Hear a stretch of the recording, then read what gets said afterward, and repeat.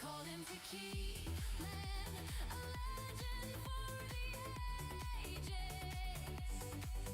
From the spotlight's glare to the panda's lair, he turns history's pages. He'll fight for what is right. Across the stars he'll roam. Tequila man, the hero who will always bring you home.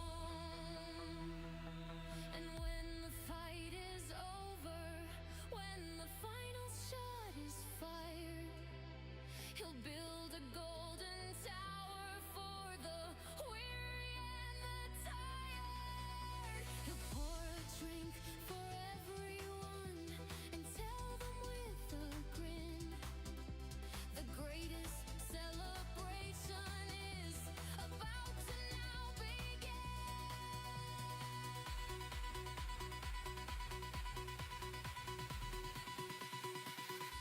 They call him Tequila Man, a legend for the ages.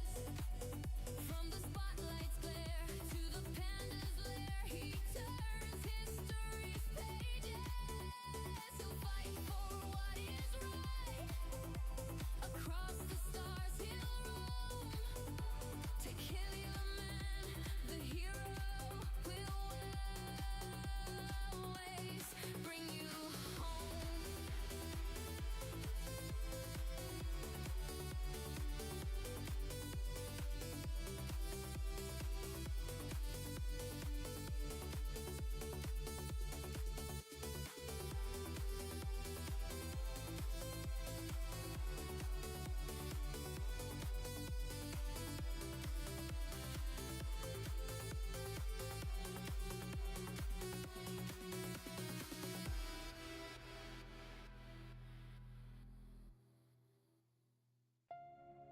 Tequila Man, the legend is real. Are you ready?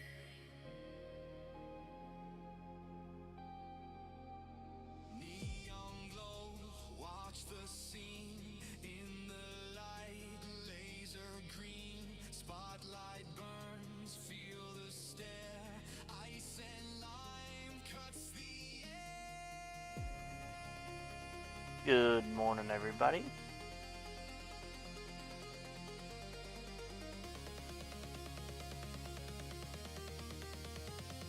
How are we doing on this fine morning? let the countdown begin.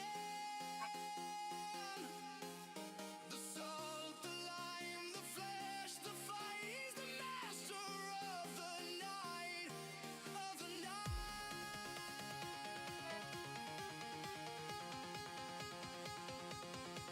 of the night.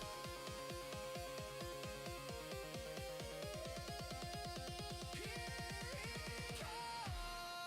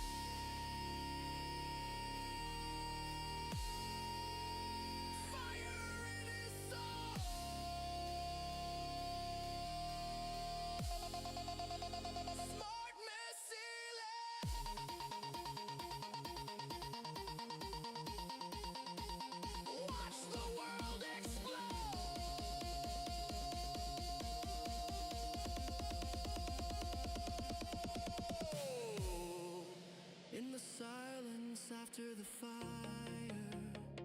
he gets his one desire. Alrighty, these cards look pretty good here. We're gonna go ahead and just jump straight into it.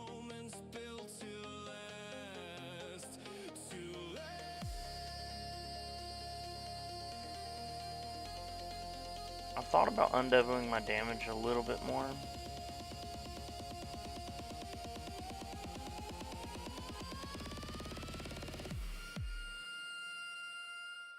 Like in here.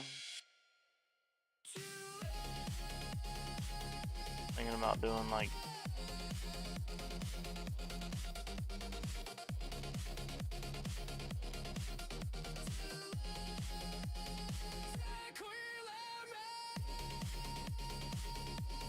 just doing a little something.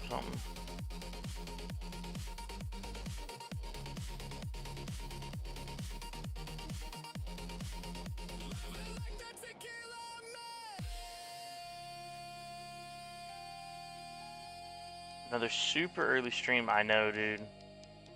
9:30 a.m.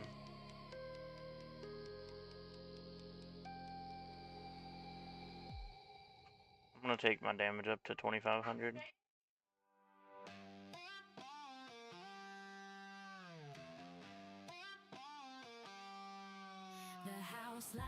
Alright. 2,500 damage and max crit chance with 100 into crit factor. That'll be fine.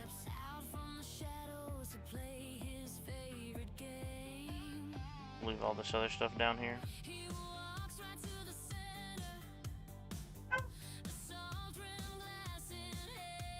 I'm going in Devoed. Yeah, I don't think I'm going to respec for this, so we're going to go in Devoed.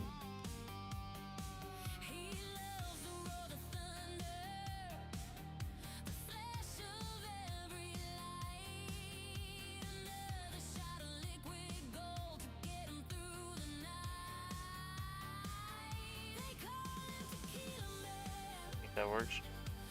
60 on the super crit, 70 on the super crit multiplier. Then we'll leave all this other stuff at 0.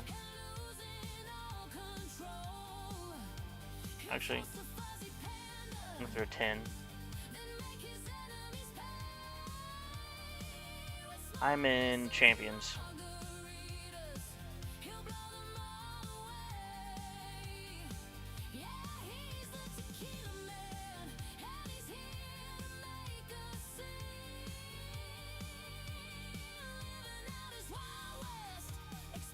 Alright, we'll just keep that there.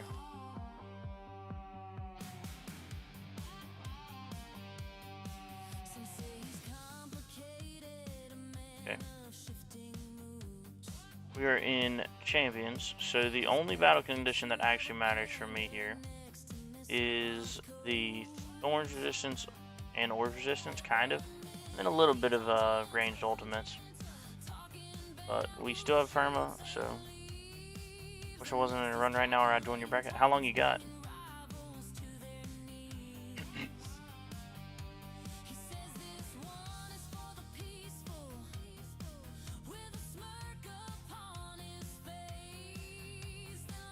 I'm needing to start like ASAP though, because I got a lot to do this weekend.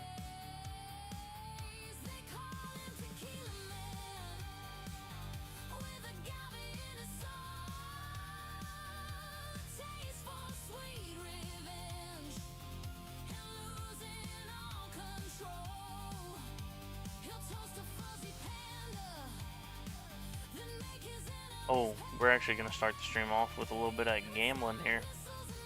So we have 2 10 pools. If I can find the module page.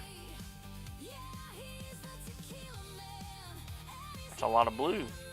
Probably the most blue I've ever seen. And that's what I normally get. 2 blues and a bunch of whites.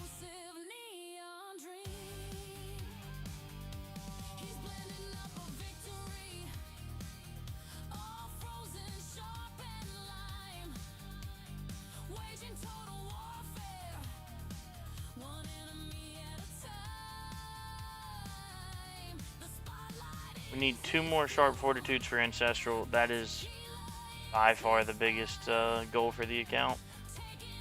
Getting that sharp fortitude.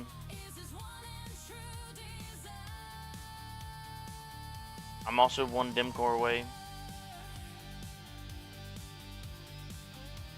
Finally got a 3rd MVN this morning. 1 more and I'll probably start making 300 trillion in a run. That's huge. Because that'll be Ancestral. Get you a nice little cooldown bump.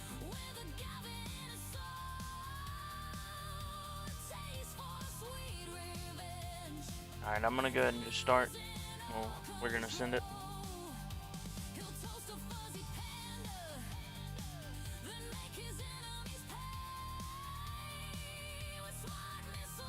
We're gonna start out with no missiles and no chain.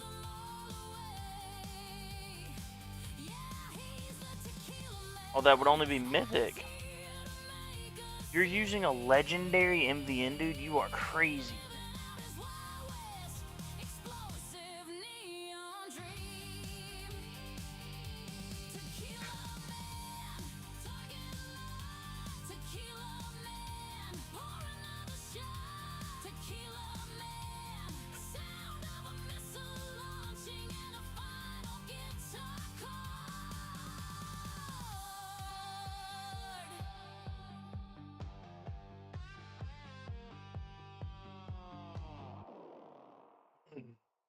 Alright, Zephyr. I think it's official. You are now clinically insane. Well, you already were. It's just I'm confirming it now. And as you know, I'm a doctor, so what I say is right for sure. The sky turns gray, a shadow falls, a coward's boring blight. The armies of the villain. If I get Ancestral, I have Perma GT. I'm going for Perma GT with no MVN, but I will be using the G-Comp. So, I mean, I'm working towards a different type of pigeonhole build. Hello, Ampre. How are you doing this fine morning?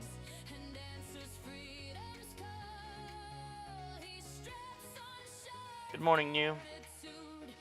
Bro, we've made 2 videos together. You watched the most recent. How did you not know that I only had... Because I forget that you're senile enough to run a legendary MVN over your Ancestral Prem C. Which, by the way, I knew if I ran a T12 last night, it would be too long. So I ran a T13, and it is more coins, but it's still a little bit of a sell loss to be running T13 over T12, but I'm getting very close, probably in the next week or so. Ooh, speaking of that, some really big things for me here. Flamebot cooldown has been cranking away. I'm getting closer to max. Still got like 30 days on it. I actually maxed out my wall health. Right here, wall health level 50, so that's gold box now, finally. And then I am currently working towards getting my Death Wave health maxed. As you can see, it's getting pretty close.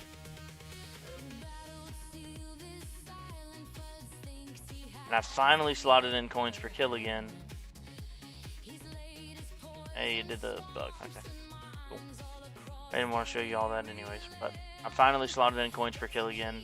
And I think my current plan is I'm going to leave coins per killing for at least, I'm going to go probably like 70 with it. When daily mission charge is done, it's going to go into shatter shards. And I think that I'm going to keep lab 2 as EHP, and when flamebot is done, I'm going to go into econ with my lab 1. So starting out with golden tower bonus, and then going into some gold bot stuff.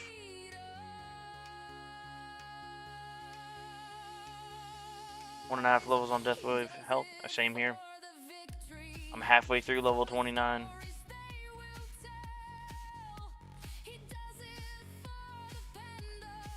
Birdo Mike, what yo tequila? How's it going?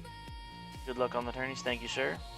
I hope you either had good luck or are going to have good luck in yours as well. Ampere said doing good, just running my tourney. How's your run going so far? Have you checked out your bracket?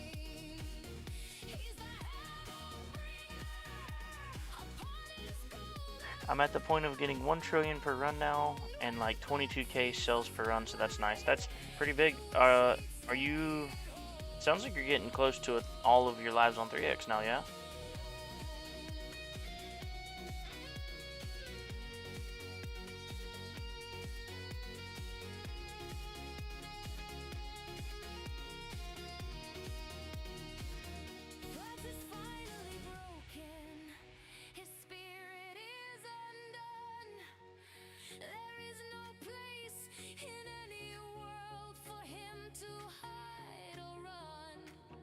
But I've made some pretty big progress on the EHP side of things with the between Flamebot and then maxing out that Death Wave health. Or sorry, not Death Wave health, but wall health.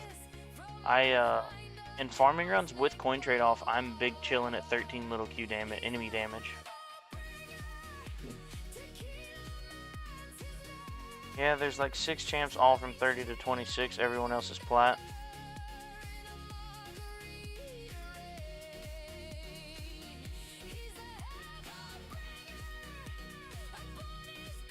So that's good. You should be able to get pretty up there then. Because if I remember correctly, you're getting pretty close to where you're able to promote now, yeah? Like you're at the top or like upper end of flat brackets, obviously excluding champs players.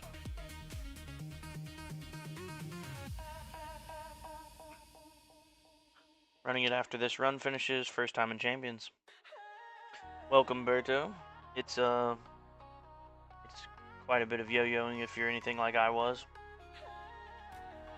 I say was, I still kind of am. I'm in the verge of a bad bracket gets me demoted down to platinum, and a good bracket gets me up into legends. So that's where my tower is currently at.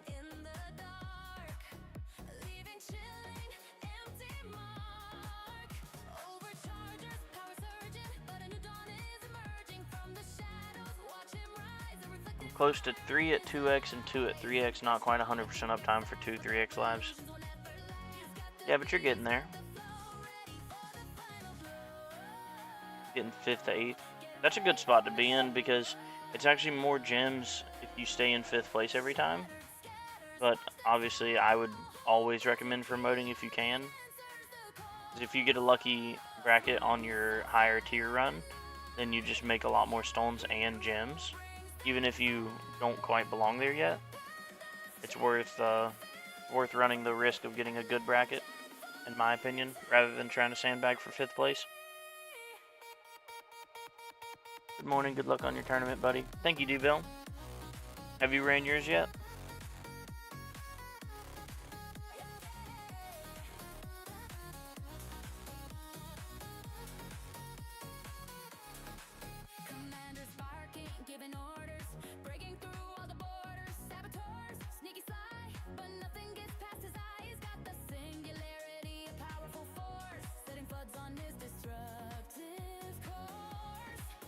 Ampere, have you maxed out your Deathwave Cells lab yet?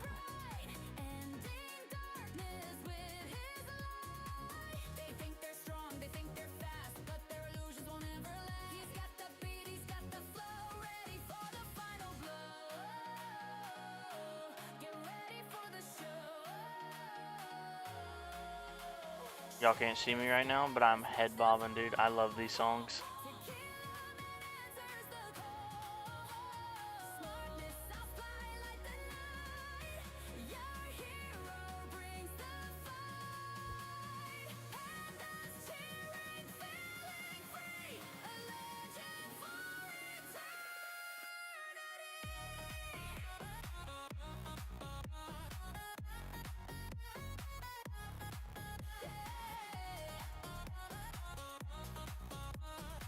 Oh, it's in the lab at level 7 right now, but it's going permatil max. Yeah, that one is That one is very important. I always recommend people permitting that one once they unlock it until maxed.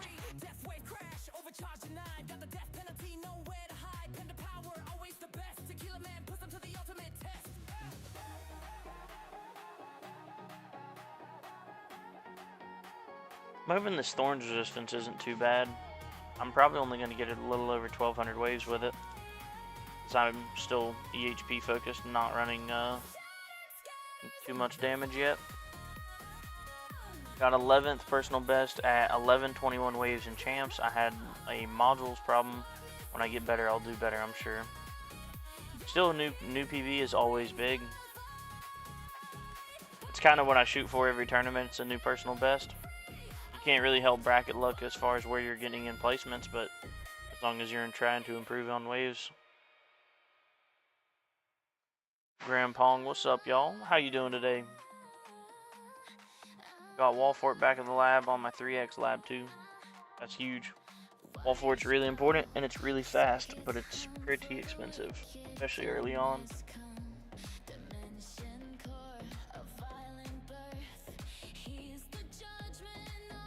I think whenever my death wave health finishes, which I think it's only got like a couple hours today and then all day tomorrow, so tomorrow evening or something, it's when it'll finish. I think I'm going to slot back in wall fortitude for a couple levels.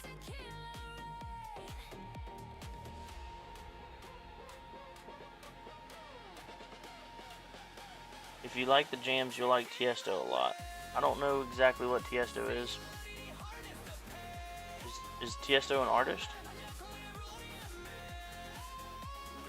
One of my songs has Tiesto in the name of it.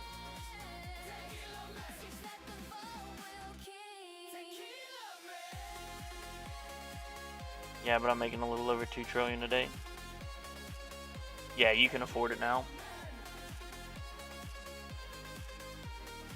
It's just in the very beginning, like a little bit before where you are now, not being able to afford anything in the workshop because you're trying to afford wall fort. But it seems like you're a little bit past that now.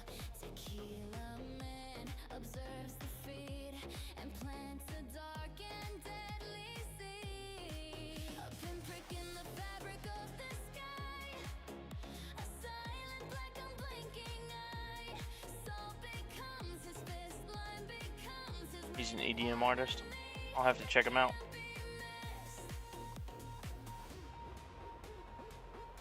I guess they used him in the prompts for making some of the songs because, like I said, Tiesto is in the name of at least one of these songs.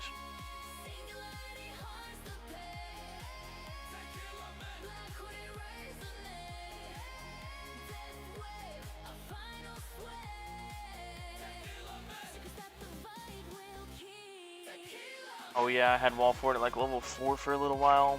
Probably should have gotten it higher, but the coins were killing me. Yeah. Whenever I first got wall, I don't think I put a single click into my workshop for like 2.5 weeks trying to just afford my wall fort. Pulled a project funding, now legendary. It helped me get 150 weights towards my personal best. Kinda lost a card slot, but it was worth it.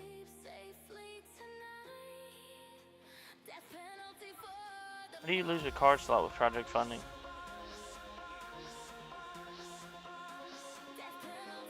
Oh, because you gotta run cash. Yep, makes sense. I'm a silly goose.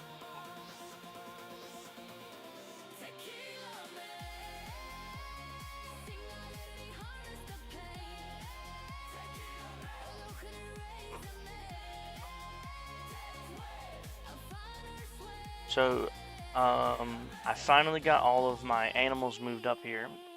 Like, I got all my girl goats moved up here.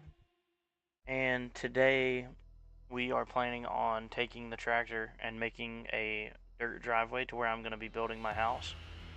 And then also mapping out kind of how my house is going to go and how, how my house is going to go, and then also where we're going to put the main fence for our livestock. Because we're going to build, I've got an emu and a couple goats that we're going to be putting in the fence in the front yard. So we're going to map out the driveway, the house, and the fence today. And then ideally also go ahead and take and string up and line up the fence and paint where the posts are going to go. So then once we get the lumber, we can go ahead and build that fence, which I'm not looking forward to doing.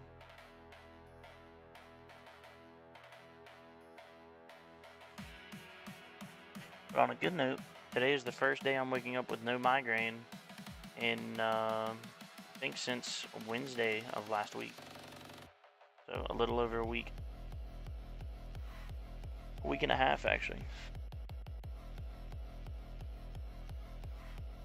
Be right back. I gotta grab my son's applesauce.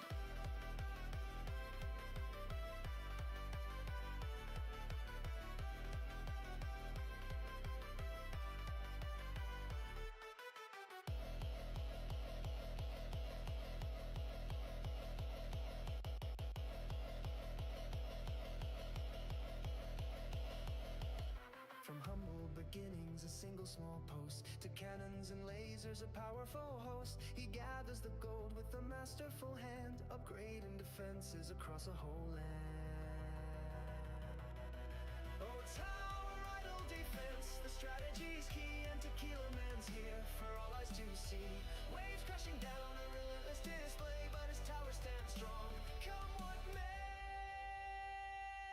He watches them fall, the enemies flee, his kingdom secured, wild and free. Through levels he climbs with a determined grin. Let the next wave commence, let the victory begin. Oh, tower idle defense, the strategy's key, and Tequila Man's here for all eyes to see. Waves crashing down, a relentless display, but his tower stands strong, come what may. So raise up a glass, let the cheers resound for Tequila Man's legend on this battleground. Tower idle defense, he conquers it all, standing triumphant, never to fall. Alright, I am back. It's good to hear you're feeling better. Yeah, so I've been having it rough this past like week and a half or so. I've had a migraine literally every single day. And there were 3 days that were really bad, like feeling like I was gonna pass out and getting like really nauseous and stuff from it. So I need CC and champs. I was thinking of switching ultimate crit for slow aura, but not sure I need 10 waves to be at the guy ahead of me. Honestly, yeah, ultimate crit I would say is probably worth dropping for slow aura.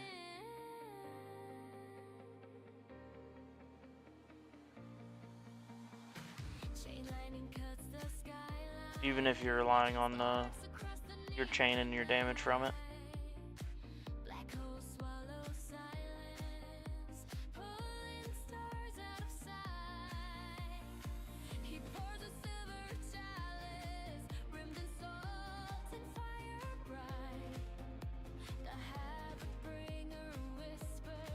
Sorry for the type. No, you're good, dude. It just threw me off because I was also like trying to get back to my chair and sit down while I was reading.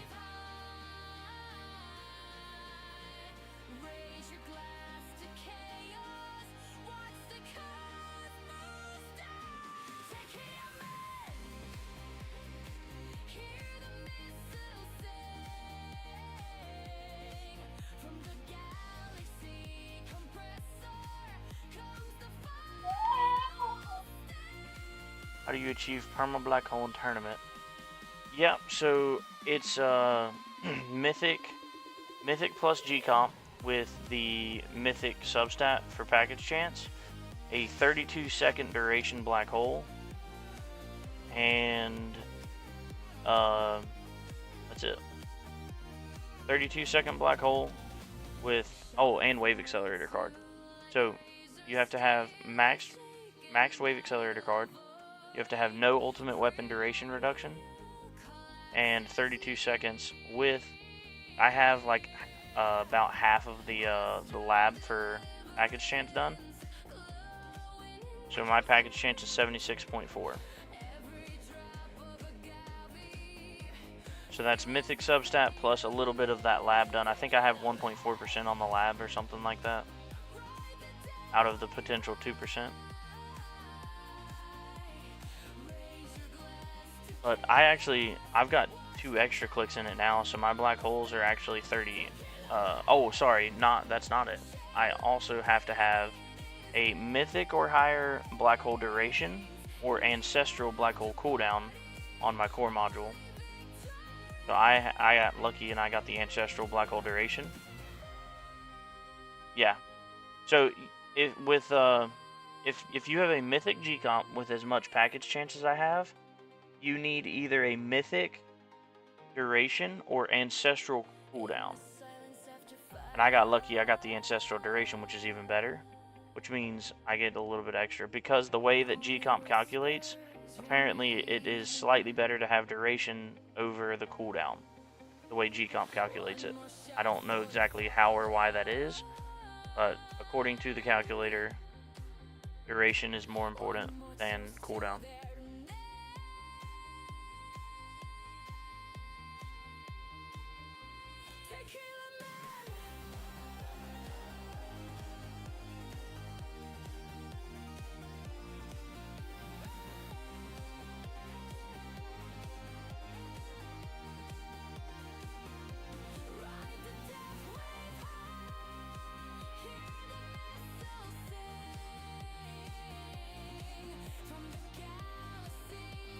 Already done at the butcher so I can pay a little more attention. You went to the butcher today, dude?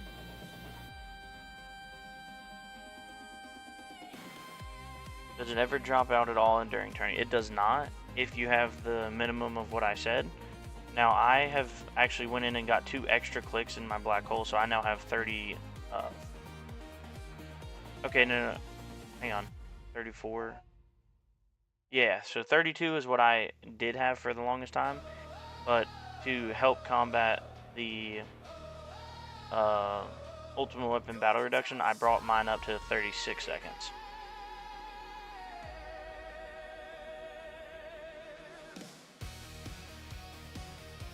But no, mine does not drop unless I have the Ultimate Weapon Battle Condition reduction, and at that point it will drop. I think it won't drop until 800 waves once it heats up to 8-second reduction.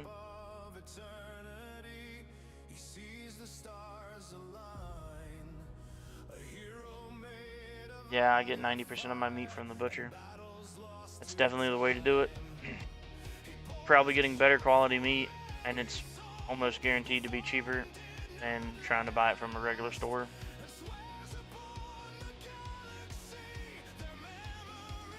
So I mean, it's literally just the best of both worlds. Do you do it like a half cow at a time or something, or do you just get like, do you like portion out your meat and like get roughly what you think you're gonna need?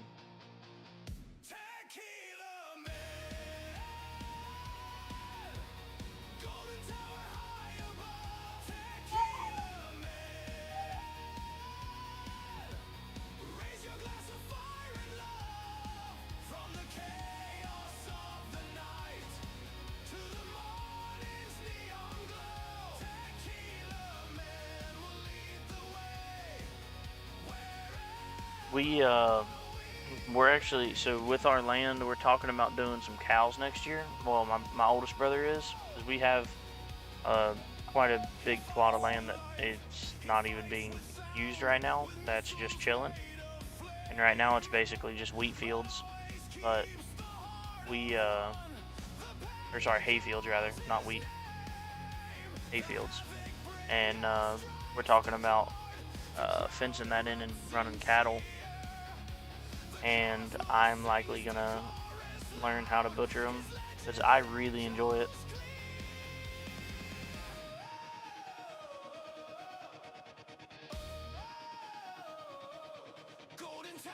Nice, I recently picked up 2 copies of G-Comp, so I'm gonna be trying Legendary G-Comp and Prim C today. See how that works out. I love G-Comp Prim C combo. I think it's really strong for EHP. It actually allowed me to go 365 waves in Legends 2 tournaments ago. I was really close to being able to stay in. I needed 390 to stay in, and I got 365. Ancestral Primsy.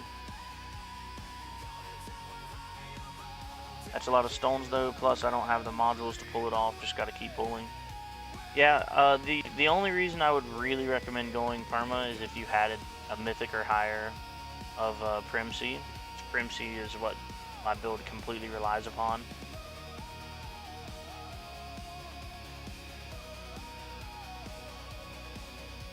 Grocery stores get last choice for meat quality. I buy 1 to 2 weeks worth of meat at a time. Usually runs me around 70 bucks. Yeah, dude, you can buy a half a cow for like a couple $100 or something, like 300 bucks, and you're getting like months and months of meat. It is crazy. Oh, and of like prepackaged, pre-cut, how you want it meat. It is unreal how much you get for how little money if you buy like a half a cow.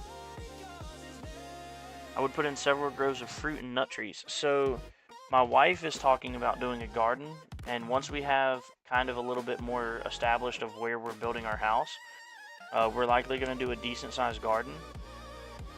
Have a cow 780 there. Damn. I feel like that's a little much compared to around here. We also have quite a bit of Angus farms around here. And I feel like a half cow here is only like 500 or 600. Oh, Jersey. So okay, yeah, that makes more sense. We have a ton. I might even be as cheap as like 480. It also depends on what butcher you go to, because I could buy the half cow and butcher it myself for like probably half that. Half of the cost there is just paying the butcher to cut it up for you. But my brother's wife is really big into plants and stuff, and they have been talking about doing a grove basically of different types of trees. So we've talked about doing some apple, pear, peach, lemons, and oranges. I don't know if we could get oranges to work or not, but lemons should be fine. A full cow is only 1,200 bucks. Yeah, that's really good. Butcher meat where you live is more expensive than store-bought. To be fair though, the quality of butcher meat is going to be a lot better than the store meat. And another thing with butcher meat versus store meat is most stores take and inflate their weights by water hosing their meat, and butchers will not do that most of the time. I mean, some butchers might, but the majority that I know, well, all of the ones that I know local to me would never do something like that.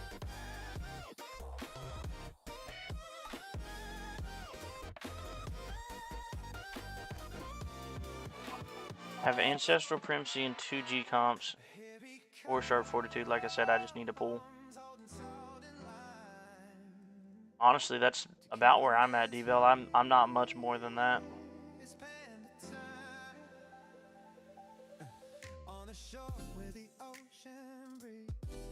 It's legit 2x the price.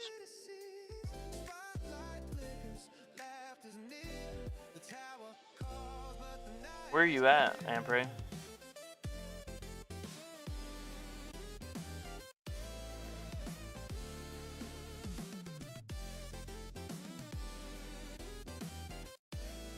What you doing back there, boy? We got Baby Panda chilling. He's been eating his applesauce pouch behind me in his high chair.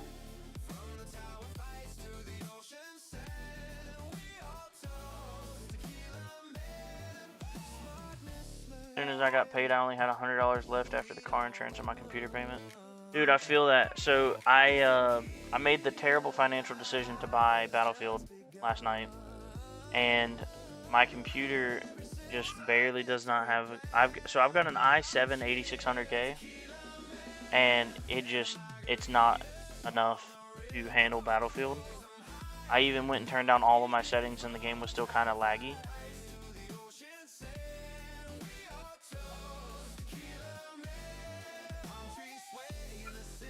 Northern Alabama. Well, that's what I was getting to. So my Battlefield was playing like shit. Like the graphics looked amazing, but because it was hard on my CPU, it was a little choppy feeling, like I was lagging. and so I refunded it. But once we get the household and we're able to get some savings built up, I'm gonna go ahead and get a new PC. Because I built this one back in 2018. So the problem with buying a better, I would have to buy a new CPU and a new motherboard, and at that point, I might as well just buy a whole new fucking setup. And that's what I'm gonna do. I'm gonna just build a new PC, but probably not till closer to summer. So I'm just gonna wait, and I'll buy the fancy edition of Battlefield for like $40 in 8 months or something. Cause I love. Could have spent that money for a stone pack. I refunded it, and I'm actually gonna put it towards my debt, but same difference there.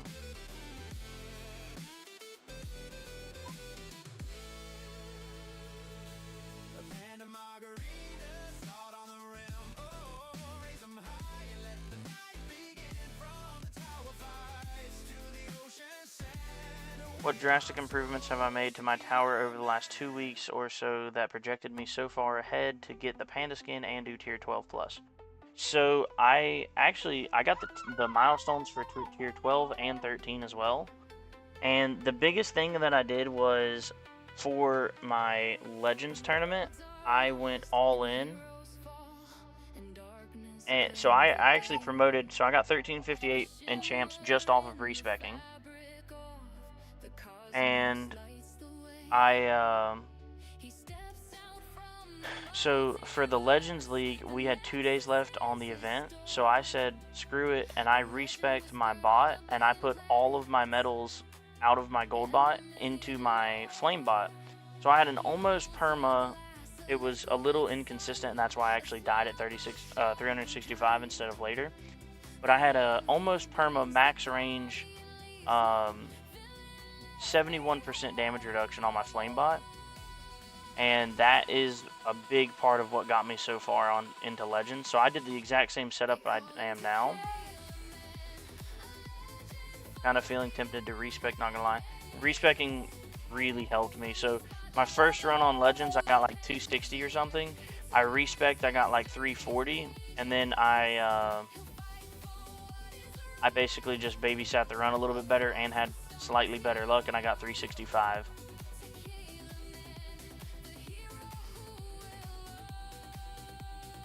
So a respec got me 600 waves. No. So these runs were done mostly AFK. I was getting around 1,000 waves before I respec'd, and then I respec'd and got 1358. So it got me like 300 waves in champs.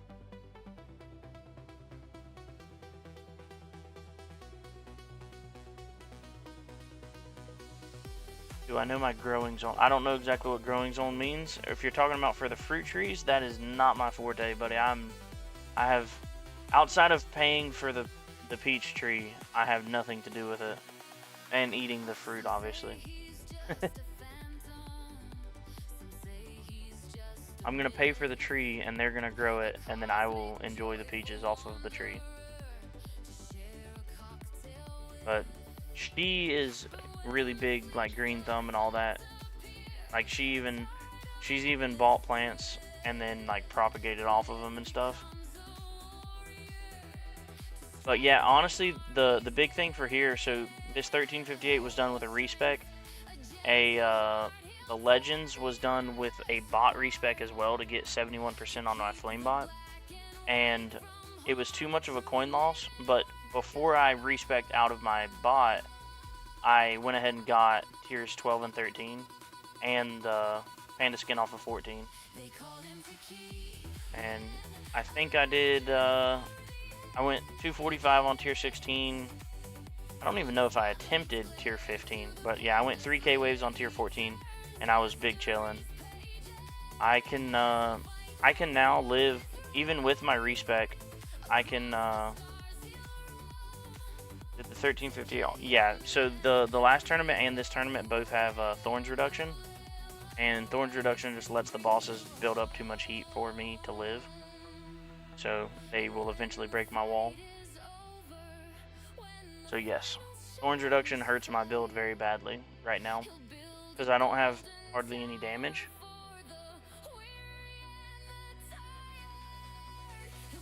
So anytime there's thorns resistance, I am hurting. And that's what happened with last tournament, only getting that almost 1300 waves versus 1358. Now, worth noting, I did 1233 without respecking. So if I respect, I very likely would have gotten closer to 1400 waves. But I kind of YOLO'd my tourney, and the same as what I'm doing right now. I'm not respecking for this tournament. So long as I'm not anywhere close to demote range, I'm not going to be respecking anymore for champs. I'm totally fine sitting in this like 5th to 8th spot. If I can get there, I'm pretty happy.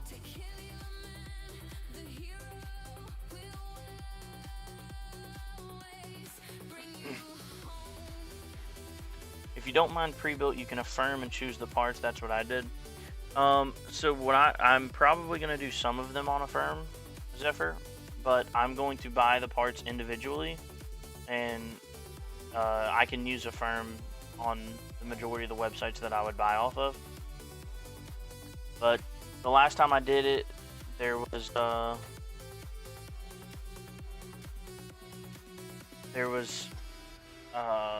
a couple different websites that I used, and pretty much I just bought all of the parts individually.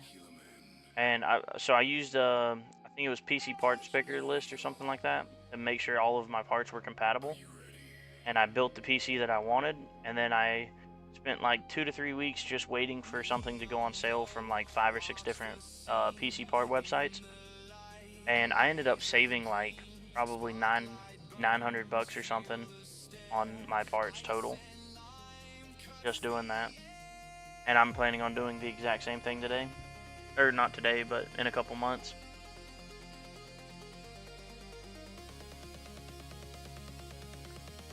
But can you explain the growing zone thing a little bit?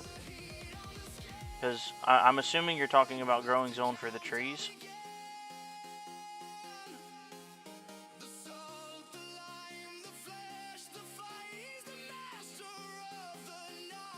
Champs Tourney today had 2 people at 4K plus waves.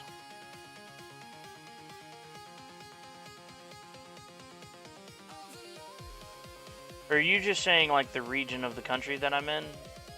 And that's what I was saying about like the oranges. I don't know if we can do oranges or not, but I know we can do lemons, peaches, certain types of apple trees, and we can definitely do pears. Well, maybe certain types of pear trees. I'm not 100% sure. But the soil's pretty good out here. We got a very fertile soil.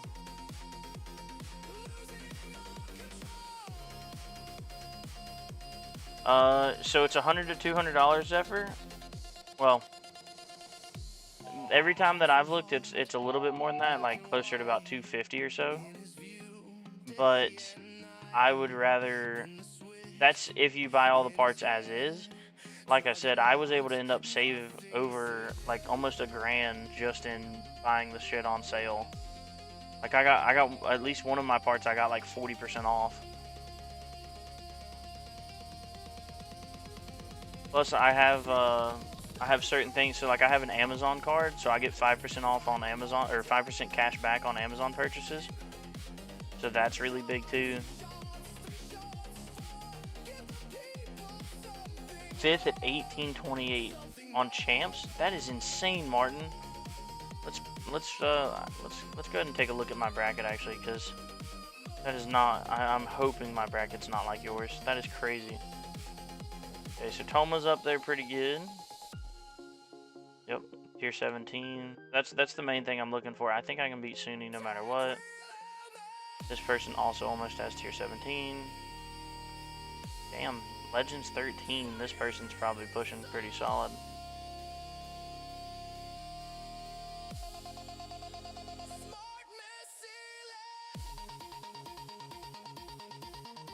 I should beat them, so hang on, let's see. We got 1, 2, 3, 4. In the silence after the fire. 5, 6, we'll count that one, 6. 7,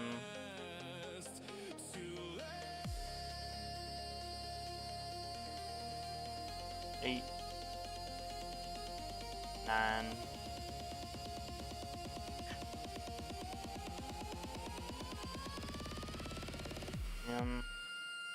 This is looking like it's going to be a pretty tough bracket as well. I'm definitely not demoting.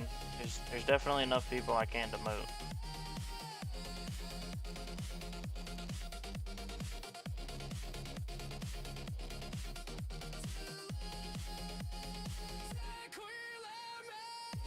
Yeah, I think there's no shot that I demote here.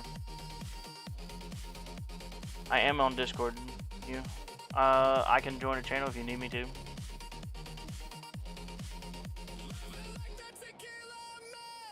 I'm not in a call or anything right now.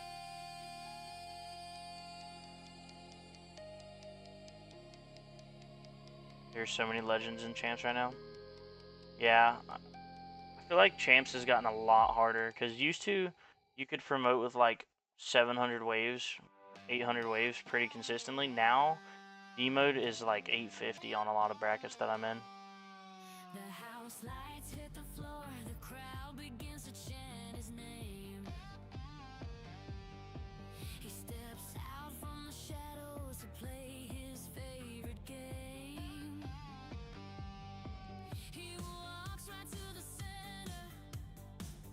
You can go to that link, then type in your zip code, and it will let you know your growing zone.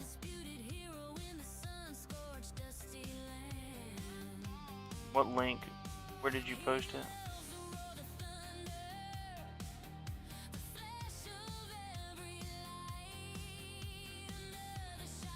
Wait, did I find it? No? Where did you post it at?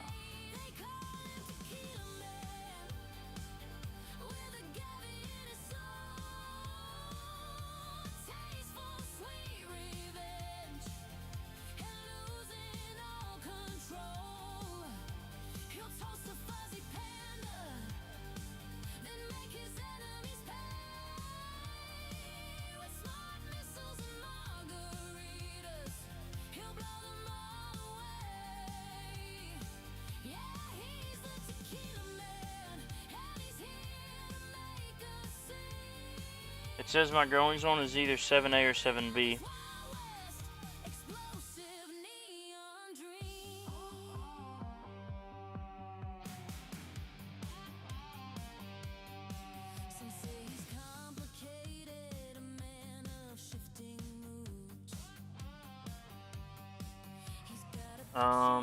It looks like it's more likely to be 7B. Well,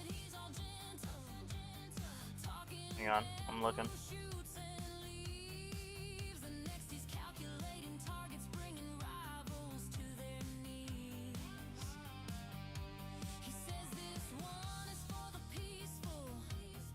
Wait, no, it's gonna be 7A. I'm 7A.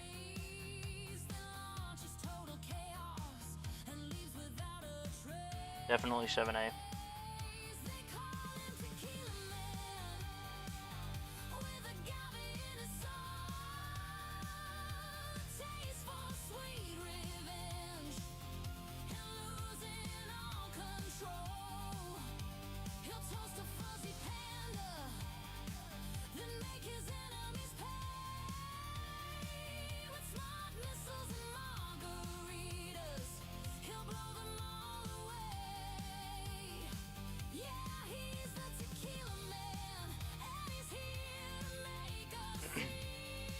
Yeah, I don't know anything about that stuff. And like I said, I leave all of that to either my wife or my sister-in-law.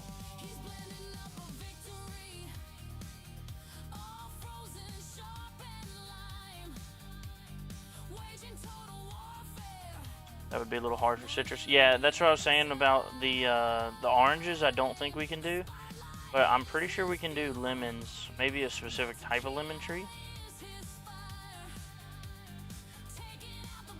But yeah, it is a little colder up here. Last tourney I had a Legends 27 in my plat bracket.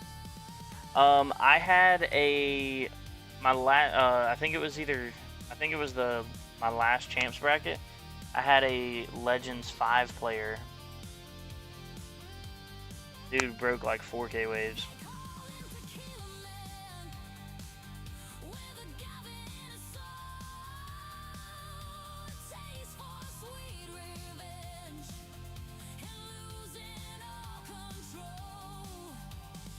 Last tourney I had Legends 27. I'm sorry, I just read that.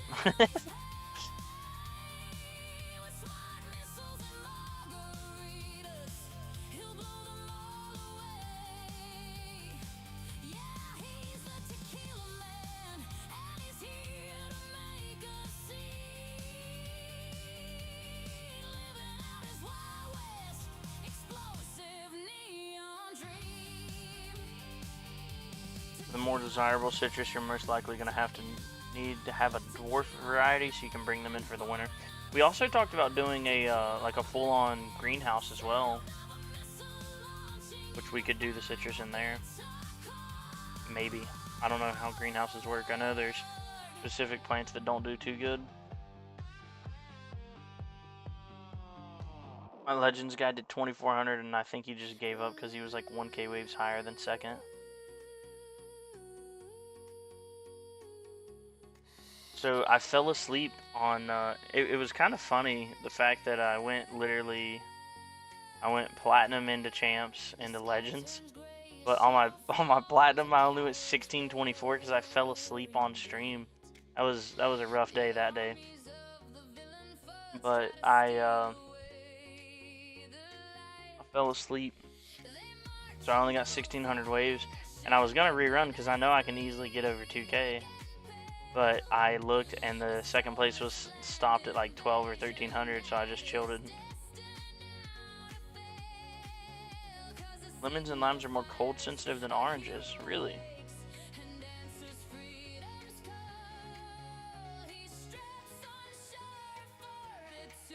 Yeah, I didn't know that. I thought that oranges were a lot more sensitive.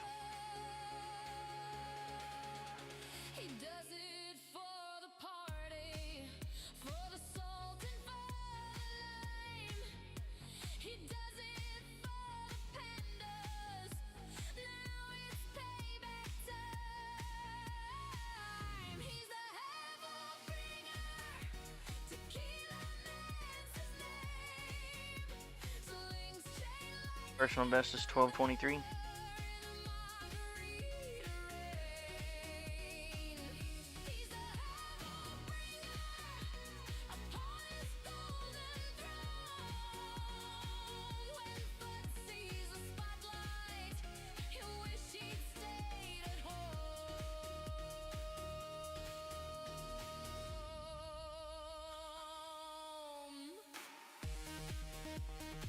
How's our health looking?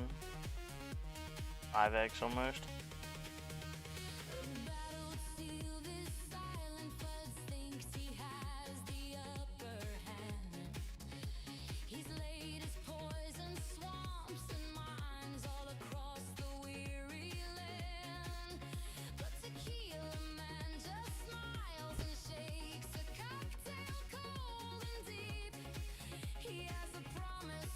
I'm gonna go grab a Red Bull really quick.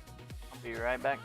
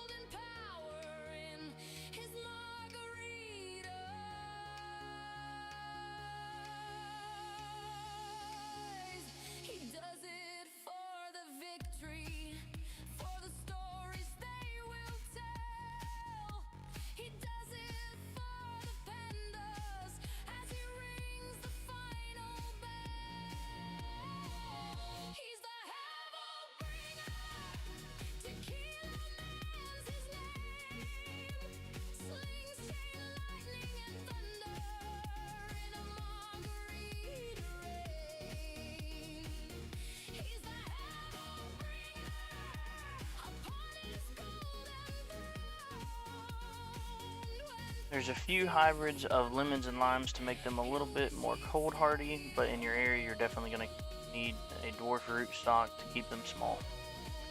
So I'm going to pass all of this information along to them. Because, like I said, I am just a big dummy and I will have almost no part in this outside of eating some of it. Need to get me some limes, though, so I can make margaritas, you know what I'm saying?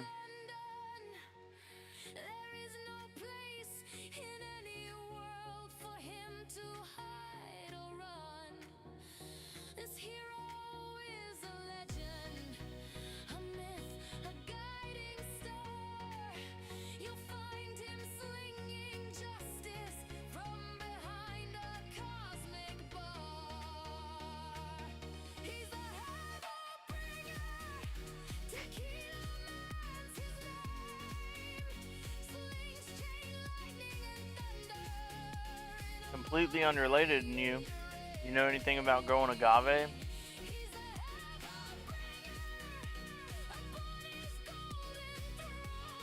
By the way, that 1223 was on my wall for it was level 4, now it's 10. Damn, you making some progress, ain't you? You doubled your wall health, or wall fort.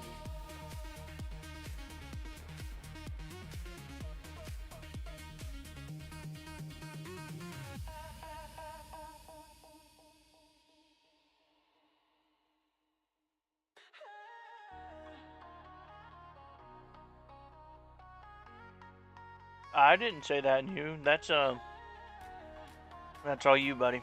I was just curious if you knew how to grow agave. I think it's too cold in my area for it. But I'm just saying, I would love to make my own tequila. That'd be pretty cool. Morpheus Freak, hello, good luck tequila. Good morning. Thank you. 3x lap speed make wall fort go burr. Yes, it does.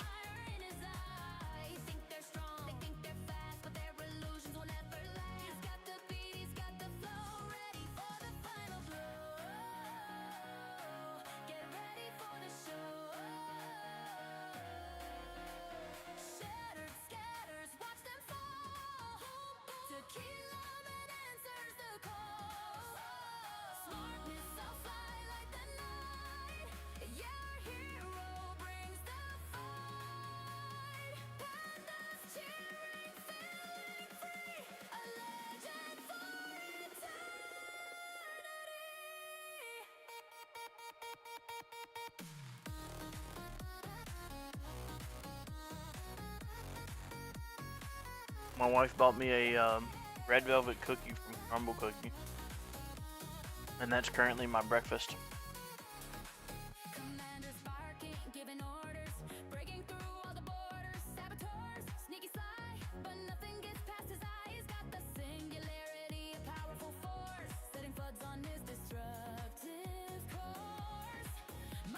How many levels would you put in the wall fort, or just take it to max? So, that's a two-part question. How long are you planning on staying EHP, Ampre? Are you planning on doing the, I would say, more meta strategy where you EHP your way through champions, and then once you get through champs and you start getting into legends, you switch to glass cannon? Or are you going to run more of like a hybrid approach where you're going to stay EHP a little bit longer and then transition into damage but continue having the good EHP?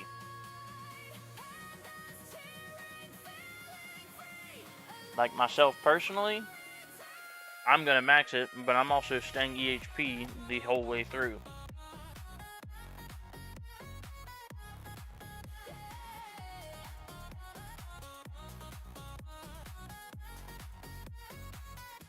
My main account will never go glass cannon.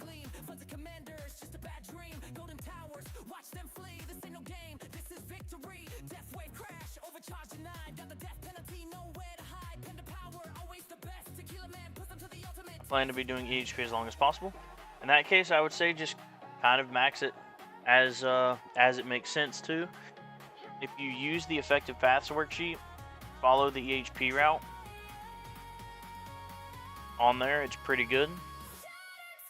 It will give you a good route to take.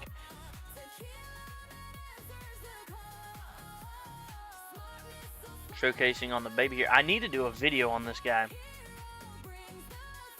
So I am at 6.5 billion lifetime coins now.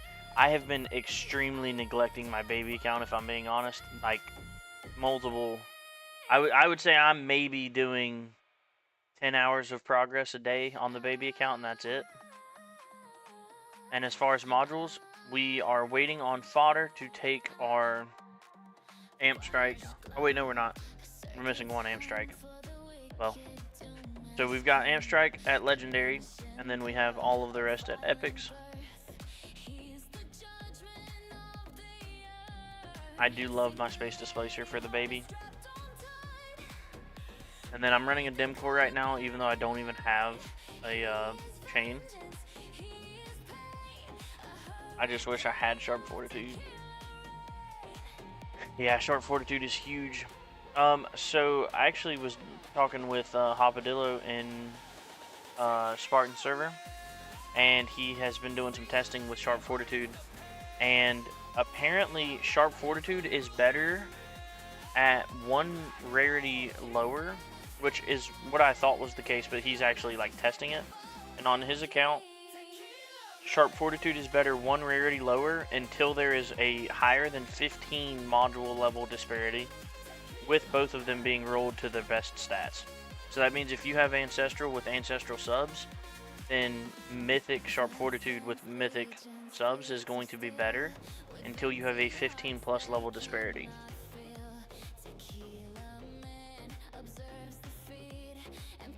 I could probably be in champs with just an epic sharp. The only problem with epic is you're capped at level 60, so it's a little too much of a hit. If you have the capabilities of going closer to that 100 level, you're gonna just way outscale your sharp fortitude just because of the level lock difference. But I would say with a legendary, that's probably very true.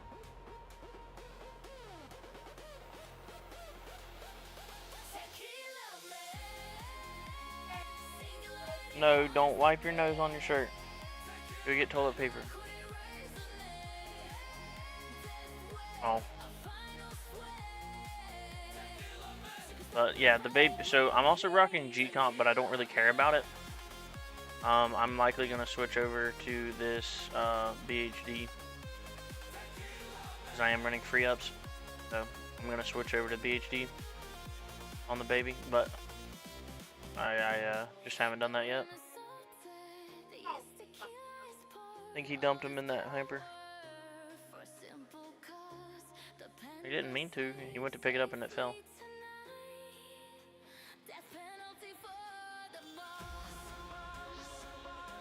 He did give him some. Right now I'm using a legendary wormhole redirector at 83 with non-optimal subs. Okay, yeah, if you're using legendary wormhole, then the epic sharp is going to be better.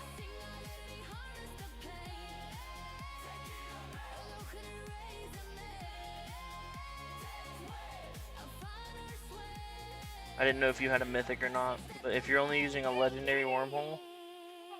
What? Hey, Anna, what's the first?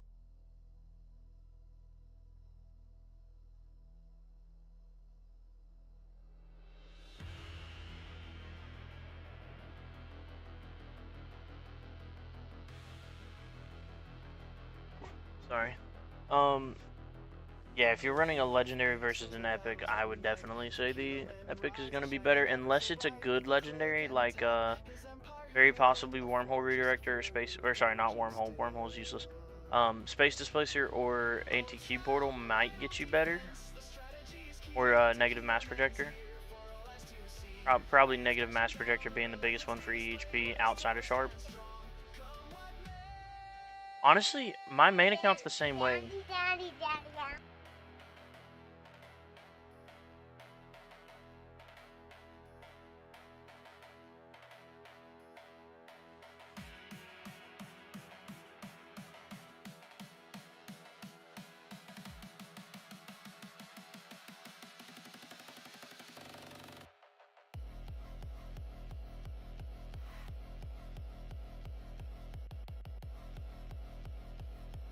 But to let you know, your area is too cold for blue agave. Dude, I'm about to like... What are the... Is it xenon lights or whatever? For that people are stealing out of the horses or something. I'm about to get me some of those. Run me some blue agave. So, if you have a, so you know how legendary caps out at 100.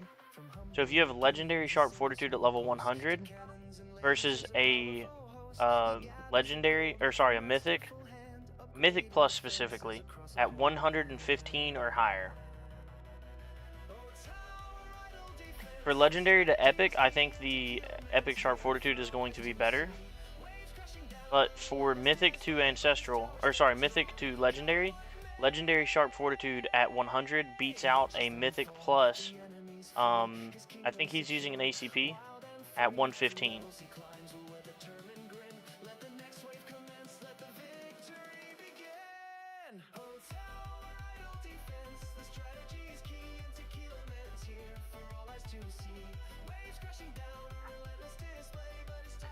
Have you tried farming tier 13/14? I'm doing a farm run for the relic, or sorry, I'm doing a run for the relic on T14. I think I see why people shoot for it. If I were rocking the coin trade-off, it would be really good already at wave 3000. So, Morpheus, I have done T13s, and let me, hang on one second. Let me,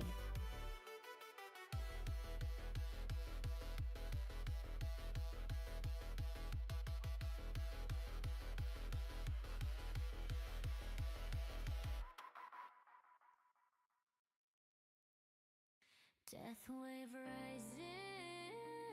alright, let me see if this works here. Boom. Okay, yeah, it did. Perfect. So if you look here, my tier 12, I'm going 7736, making 5.6 trillion coins per hour, 20.5 to 22. I've made as high as 22k cells per hour. My tier 13, I'm only going 5540. I'm making more coins at 5.8, but less cells at just under 18. So I'm making 22 versus 18k cells, and I can't take that loss right now. Because that's what, a roughly 20% cells per hour loss, and I can't afford to do that. Somewhere between 10 and 20% of a cell loss for a slight coin gain. So technically it's more coin efficient for me to be farming tier 13, but I'm really close to being able to farm my run 4 4x's and 1 5x lab. So I'm probably, give or take, a week off of tier 12 farming, because I am doing some EHP labs. So once Flamebot cooldown maxes out, I'm going to throw in probably some more Econ. And then Deathwave health, when it maxes, I'm going to throw in my Wall Fort. So probably about a week's worth of EHP labs and I'll be able to farm it.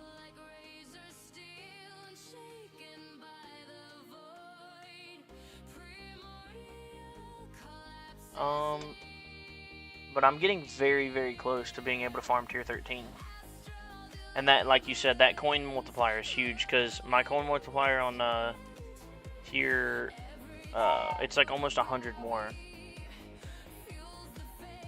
Going from 12 to 13. So I think restorative bonus at an epic ass mod level is a good return of investment. I have it on ancestral, but I don't see the point of spending more stones on generator ass mod effects right now. I would say probably leave it at epic, because the way the decay works, you don't necessarily need that much longer of a bonus. And of course, so this is kind of ripping off of Greeny's video, and I would highly recommend checking out his video. But he was talking about how restorative bonus isn't that big of a difference between the different rarities, which is really good because it lets you leave it at just an epic and spend those stones elsewhere first.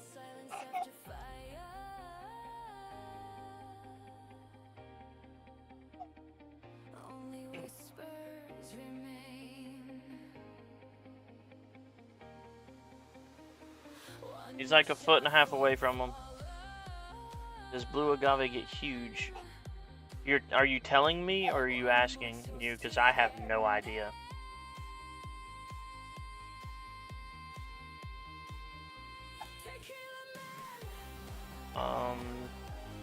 Honestly, Ampere, your best bet right now is if you can make a legendary negative mass, I would run it. Because that's going to give you, like, right now your wormhole redirector is giving you no benefit outside of the substats. So I would go ahead and make the legendary NMP and run it.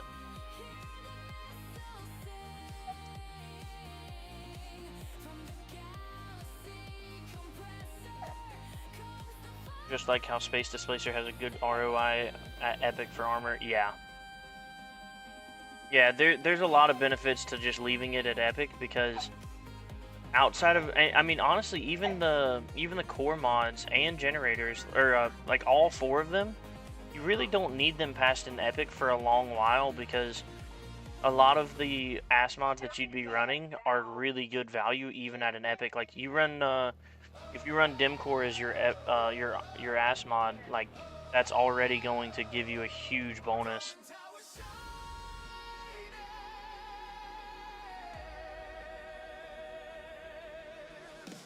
I'm back. Did you have breakfast today, Tequila? So my wife bought me a red velvet cookie from Crumble Cookie yesterday, and that is what I ate for breakfast this morning. That, and I'm about to open my Red Bull.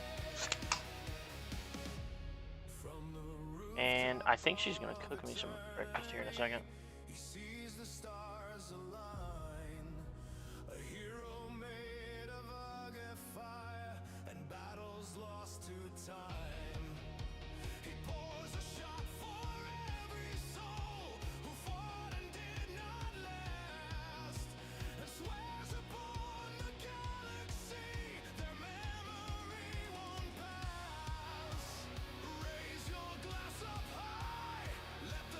Alright, either one's fine. She's about to make me some eggs. She's making me scrambled eggs, yep. Fresh from our chicken farm. She just got another one this morning. But I agree, a cookie and a Red Bull is not breakfast. But I was also trying to get on the stream faster because we've got a busy day. So I did not have time to cook, but now she's about to go make me some eggs. Unless you have enemy balance mastery.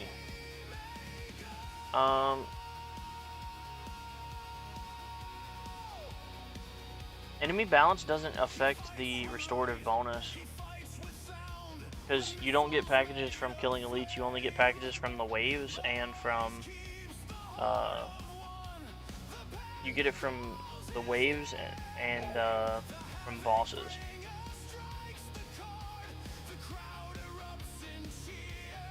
Okay, and use that for farming too.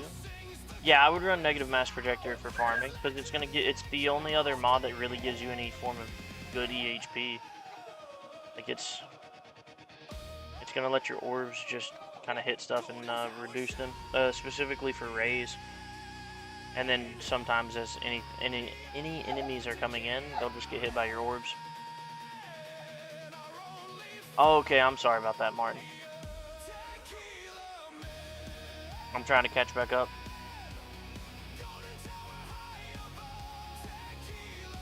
You're telling me? Yeah, I have no idea. I thought it got ridiculously big. I'm not actually going to grow any agave. I'd probably accidentally poison myself if I tried to make my own tequila from the agave we grew.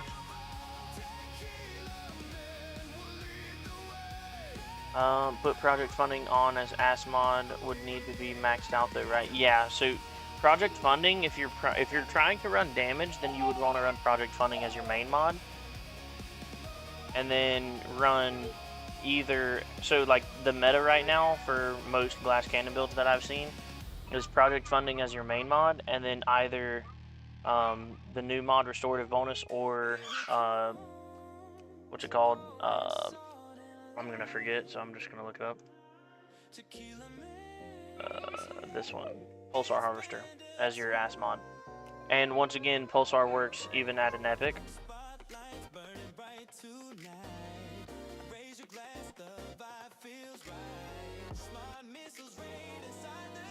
I just realized you're not making scrambled eggs, you're making scrapple eggs. Ask your mama. She's got the remote. No, I meant for farming shorter waves. That was in response to Morpheus to make up for the loss of cells. Yeah, I would need enemy balance, which I do plan to get enemy balance early on. But my account's not to the point of being able to afford masteries anyways. So my thought process is, with the Black Friday packs that are coming at the end of November, I'm going to be getting my GT Plus.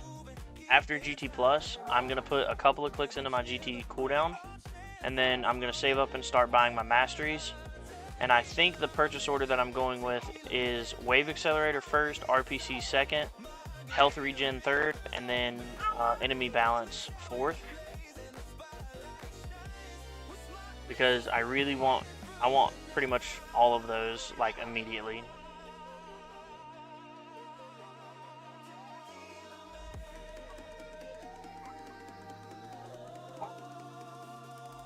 Howdy, Tequila Man. Good morning, Rubber Duck Sauce. How are you doing today? I currently have a screaming demon of a child running back and forth between our baby's high chair and the door, screaming as loud as he can.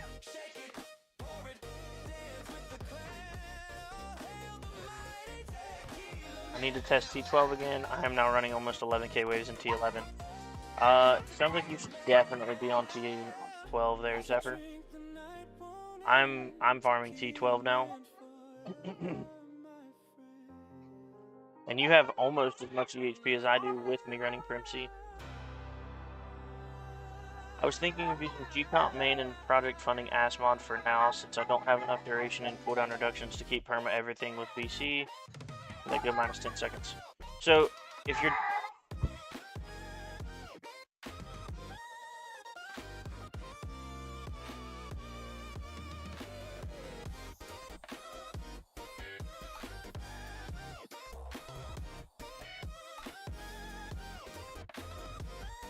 So, Martin, if you're running EHP, that would be totally fine, and you can run project funding as the ASMod and get a good benefit. But honestly, if you're running EHP, you'd probably have a better mileage with Pulsar Harvester as your ASMod over project funding.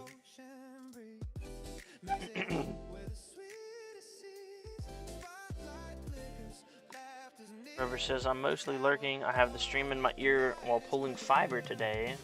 Just pulling off the spool though so I can chat from time to time. It's pretty cool. I didn't know you ran fiber. So they did re-nerf the tier changes. So they partially walked them back. They meant to nerf the tiers a little bit, and instead they knocked off like 2 to 3k waves of scaling. So I went from farming, it was pretty ridiculous here. So I was farming tier 11 to 9400 waves, and then whenever the update changed, I went from tier 11 9513, the update hit, and I was going 9767 in tier 12. To compare that, my tier 12 before that, I only went 5643. So I got like 4,000 and change waves.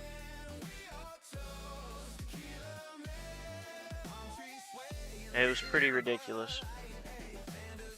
So it was everything tier 12 and below, because like right here I did a tier 13 run, and I went 5239, and then I just did another tier 13 now that they've partially walked them back, and I'm going 540.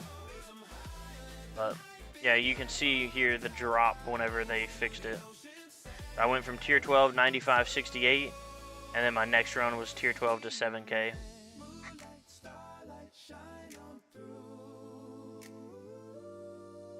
But the 13-14 hour runs were rough. I'm glad they fixed it back, honestly. And it makes the transition a lot smoother, because now it's a little bit more realistic of a jump to go from one to the other, rather than having to wait ridiculous. Like with the scaling the way it was, I was gonna have to be going to like 11,000 waves on tier 12 before I could jump up to 13.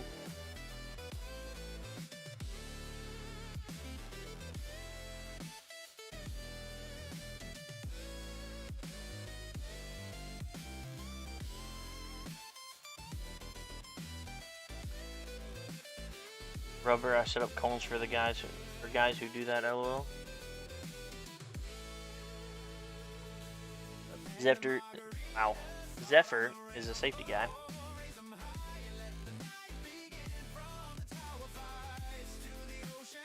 He plays in traffic.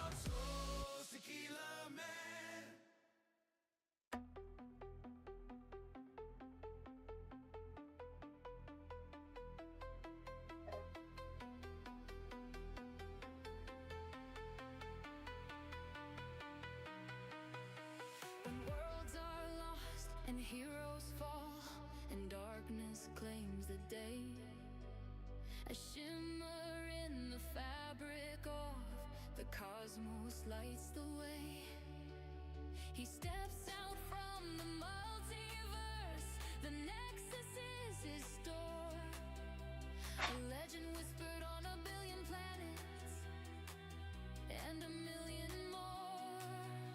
He holds a glass, a liquid sun, a smile both sharp and kind. Okay, gonna go take a shower. Have a good tourney. Thank you for tuning in, Ampre. Appreciated the chats.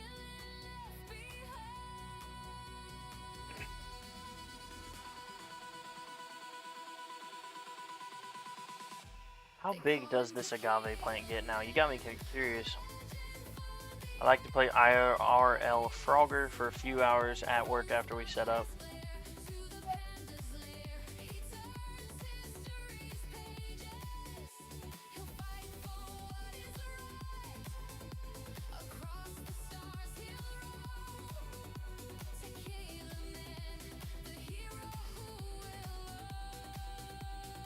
Probably have it harder than me, to be honest. I do all commercial indoor work.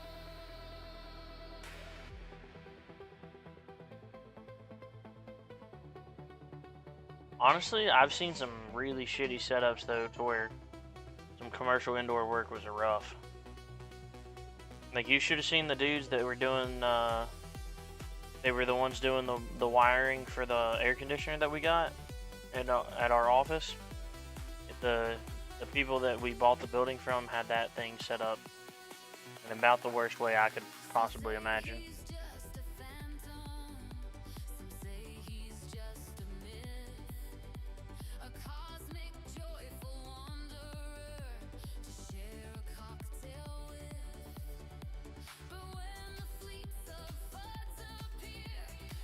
Height of 4 to 7 feet and a width of 6 to 12 feet. Honey, do you want to grow an agave plant? It gets about the size of a minivan on top of another minivan.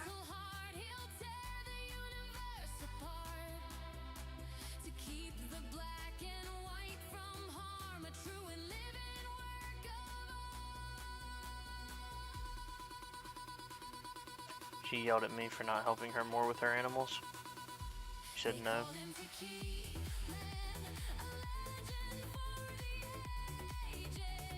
How did baby Tourney go? I actually haven't ran it yet. So I woke up in the middle of the night and started a tier 1 run. And when I sat down to do the tournament here, I was at like 1k waves in.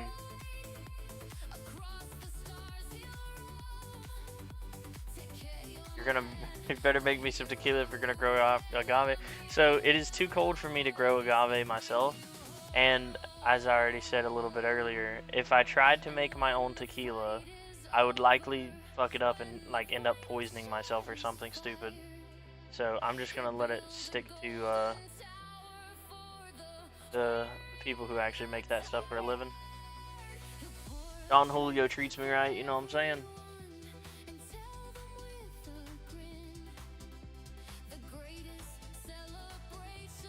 But I'm thinking this farming run, the farming run should be ending pretty soon. Are you gonna do the flag at the next NASCAR race?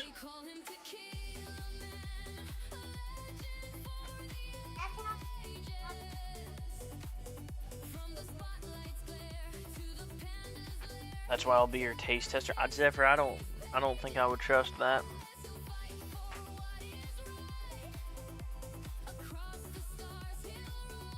He likes that. Good luck in the tourneys. I got first in my gold, so I'm finally hitting plat. Got a really good bracket. Hell yeah, Joel. Baby count is not anywhere close to hitting first. I'll be lucky if he's in the top 10. I have no idea where he's sitting right now, but I'm making too much coins right now to really want to leave this. I don't know why it's lagging so hard over there. It's okay if you kill me while I get 60. At least, like, let's, like, pentuple your life insurance policy first. Like, let's get her, like, 2.5 mil. And then she gives me 600K.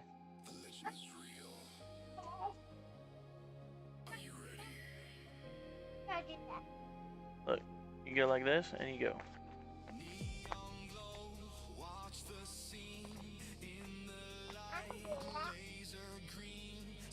Ah, hey, we go through this in the trash.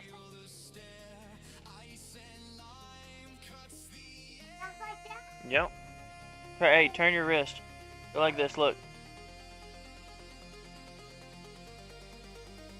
Oh, just your wrist, look.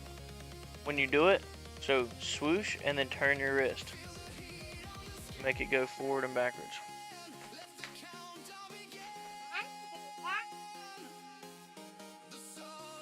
Teaching my son how to swing a flag. She said, you ain't getting shit. Tell her I'll give her a bottle of tequila too.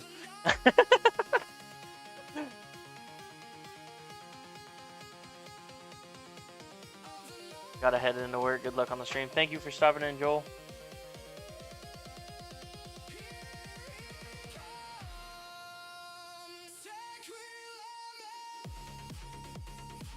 Which will go directly into Fudd's pockets. Yes, it will. Hey, do not hit him with that flag.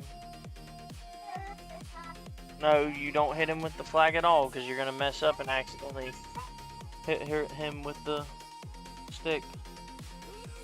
He's not. He's good.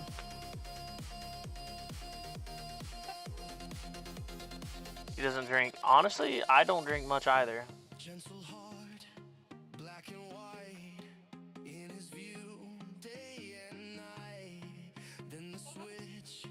Yeah, pretty much.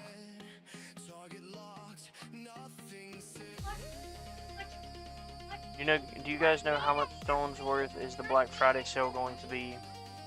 I do, actually. Hang on, buddy. Give me 1 second. Let me see. I was gonna try to pop it up on the stream. Looks like I deleted it. Let me get it popped up here.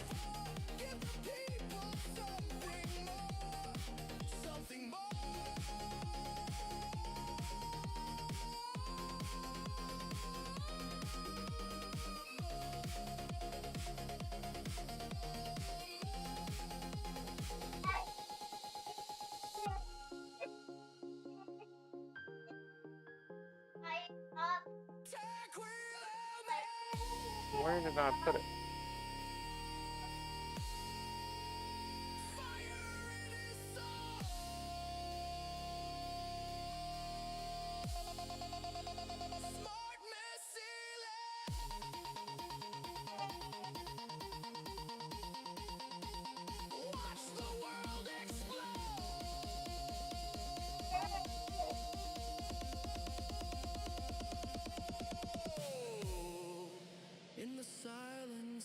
Where do I have this saved?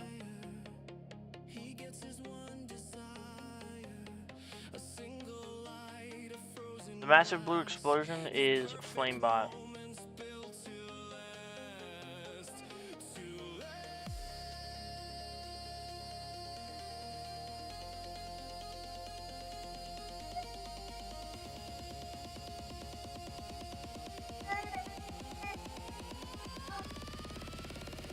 Alright, I'm putting up the Black Friday packs now.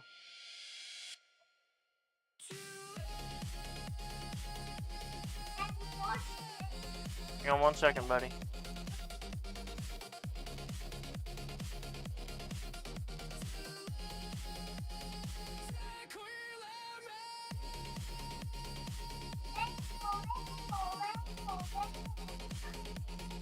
So, if you look here, That is the totals if you buy all of them. And so this is based off of last year's pack. So if you buy all of last year it was one $50 pack, 3 $100 packs. Hang on one second.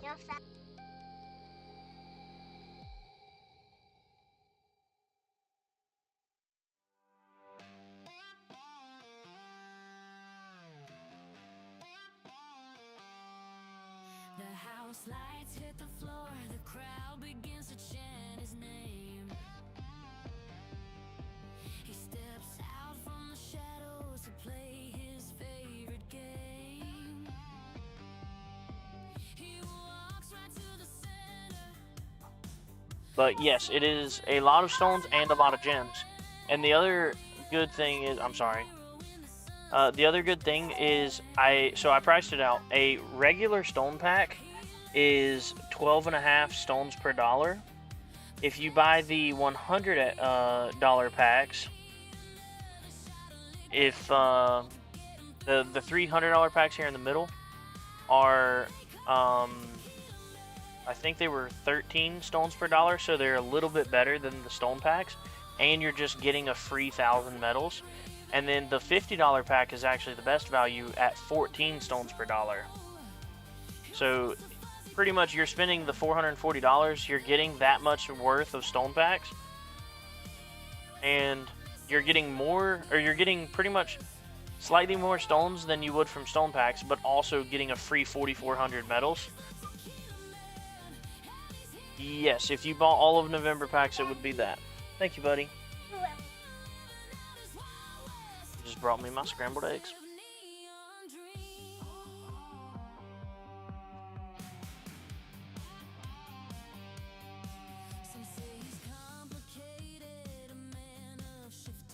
God, my wife makes some really good eggs. They're extremely fluffy, a little cheesy, but not too cheesy. Perfect.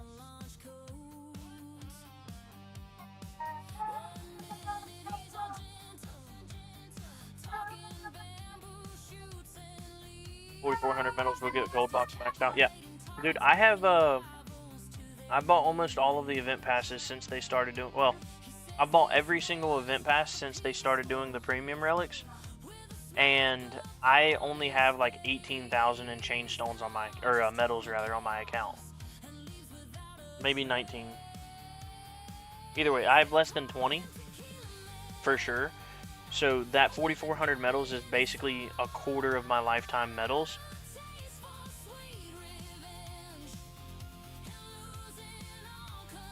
Tequila, if I come down to visit you, I'll cook some good fucking breakfast. I'm sorry, buddy. I don't think you're going to touch my wife's eggs. The only person that makes better eggs than her is me.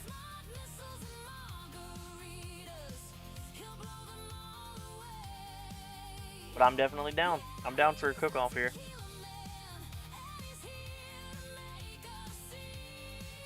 She'll make you the best scrambled eggs you've ever had.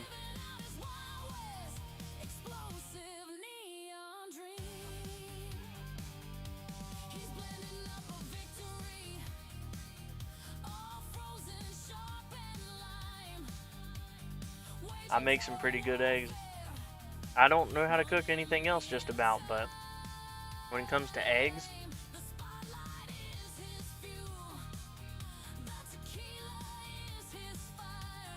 yeah. So this is, now it is worth noting, Martin, it is a great deal, but that is based off of last year's packs, and they haven't even confirmed if they're going to come back this year. Nothing suggests that they're not coming back, and nothing really suggests that the prices would be too different anyways, but just thought I'd warn you on that. See, my wife's like that, but I can't. I don't cook much. I can grill, and I can cook the hell out of some eggs.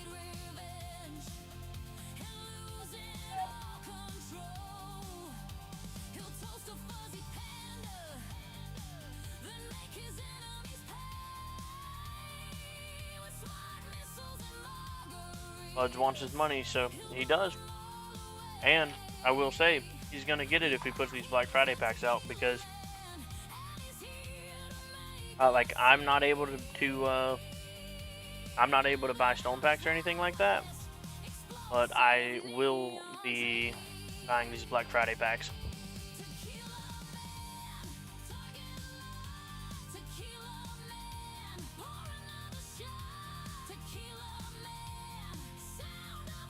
Where are my gold bot labs at? I've been labbing them both for the last week and they've made a big difference. That's with G-Comp.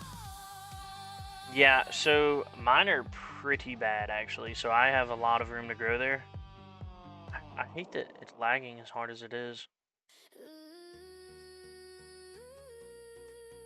I'm gonna take off that stupid background. I think that might be part of it.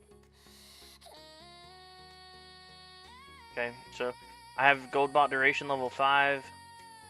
And I have gold bot cooldown level 7. So I'm going to be doing both of them.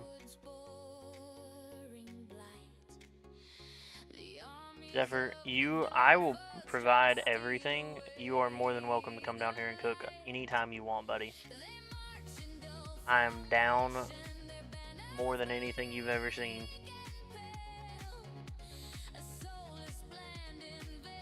Yeah, gold bot labs are pretty low. 5 and 7.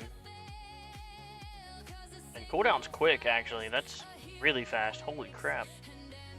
I need to be doing that.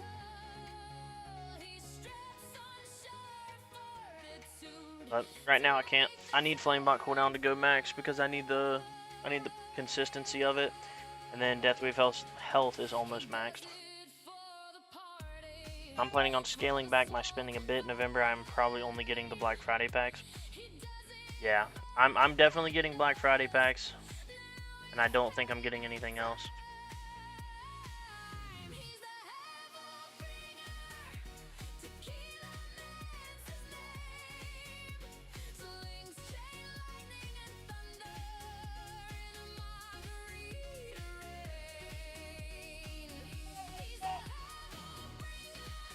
Aha!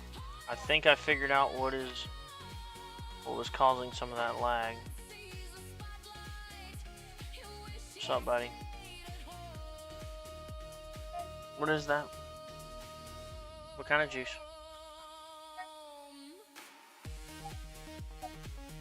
It's what?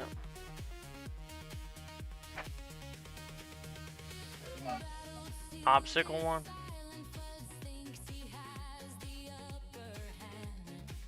I'm gonna drop ultimate crit and put my health regen back in.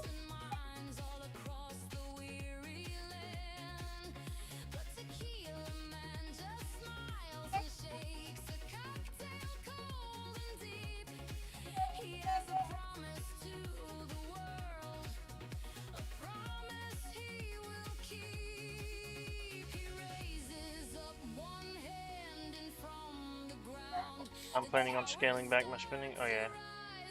Okay, assuming I can kill off most of my debt, I'll come with the wife next summer. Dude, come on. You can stay in the studio. I've been calling it our studio apartment. But you can stay in our garage with us.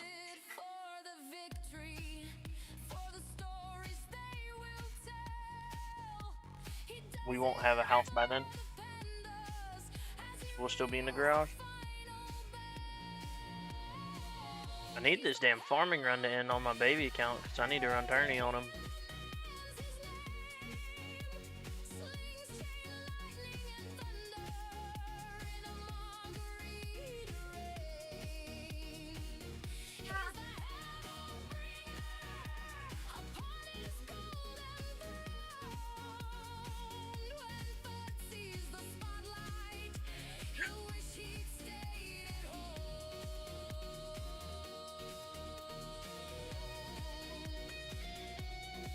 Oh, Zephyr, we have broken 460 subscribers now.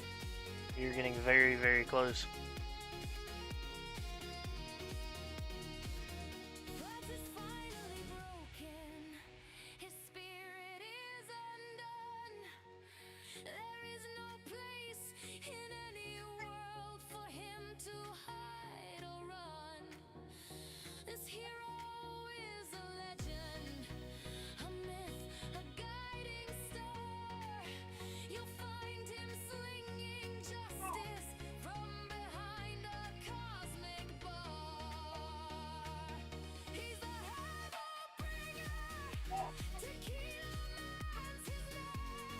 Hey Zephyr, one good thing is I need all of them to come sub to my channel. Yeah, everybody go check out Zephyr's channel and give him a sub. One good thing about if another good thing is whenever y'all come here, your wife can help keep my wife occupied, and we can just hang out and grill and. Okay, go watch the movie with the girl with the witch's hat then. Go set your cup down on the table and then come over here and get the remote and bring it to mommy. Your wife can occupy my wife, so we can just chill and grill and play the tower.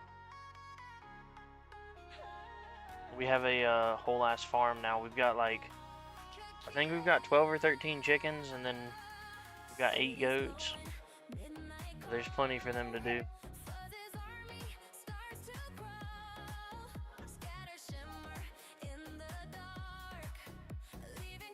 Anyway, got a dip going to the pumpkin and sunflower picnic. Well, you enjoy that, Zephyr. I will catch you around soon.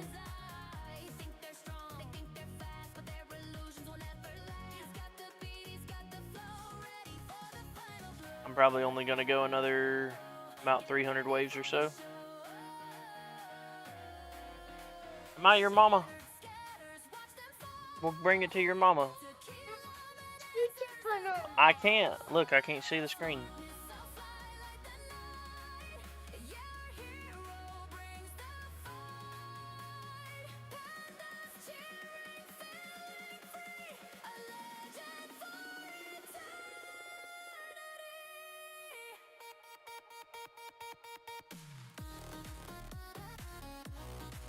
I hate ranged ultimate.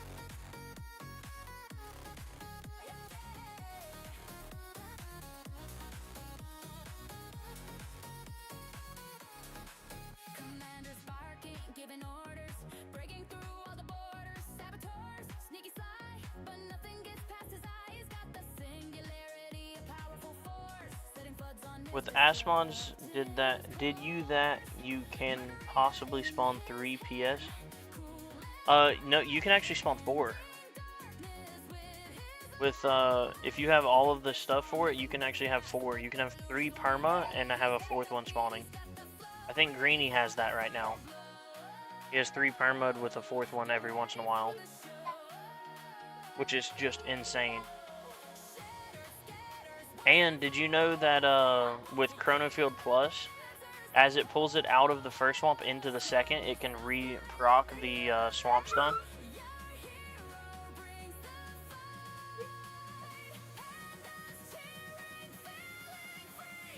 So Chronofield Plus is really strong if you have perma. I don't know exactly how, but I would just assume it's gold box cooldown, gold box duration, and then running the substats for it. But I don't know that for sure. I know he has done it. He has 3 perma with an occasional 4th. Fighting with Elijah. We'll just be real careful not to hit him. Oh.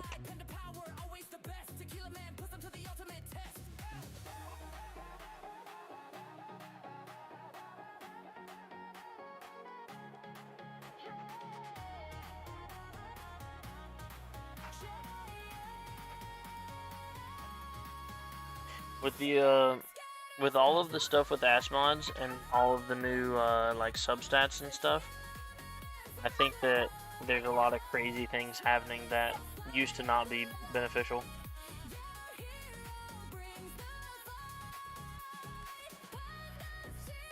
So it's not 4 permad, it's 3 permad, and then every once in a while a 4th one will pop up. Ollie.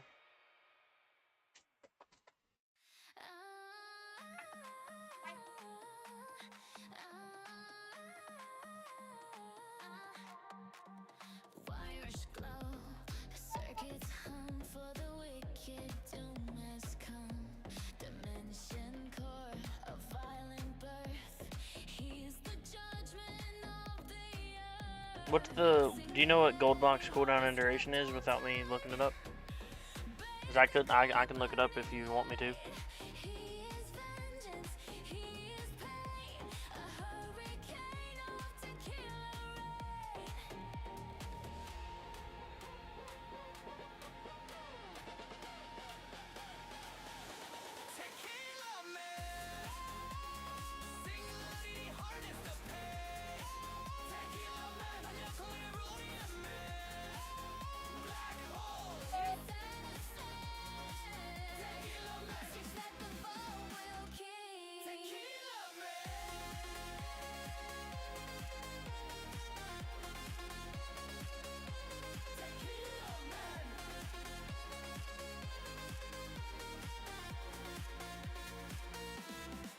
50-second Poison Swamp Gold Box cooldown, 100-second Gold Box duration. So already that's a 2-to-1.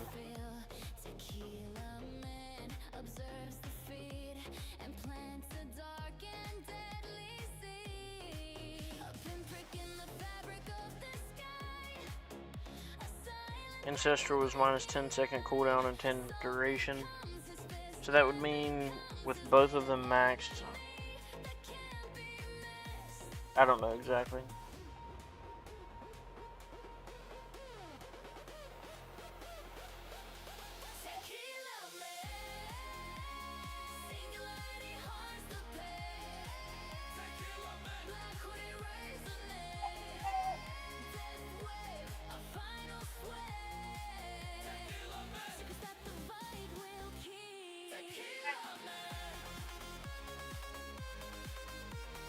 Where is he? Hey, how's it going?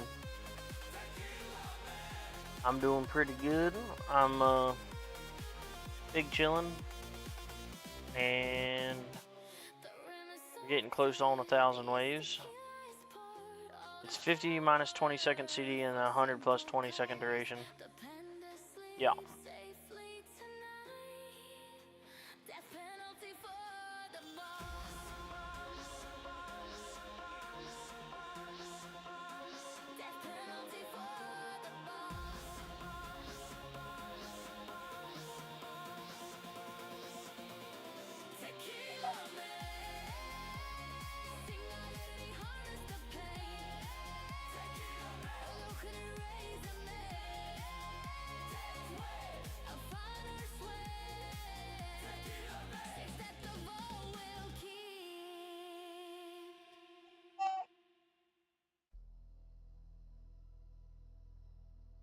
Gold box, Poison Swamp stun chance is 80%. Yeah.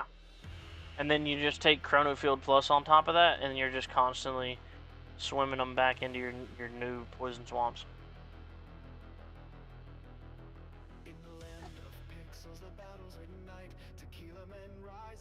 10-second stun on an 80%.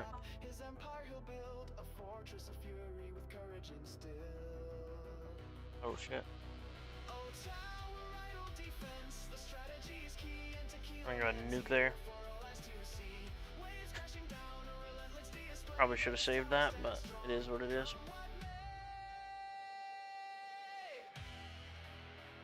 Just finished my champs, 1408 waves for 7th so far. There were enough scatters on the screen, I don't feel like that was necessarily a waste.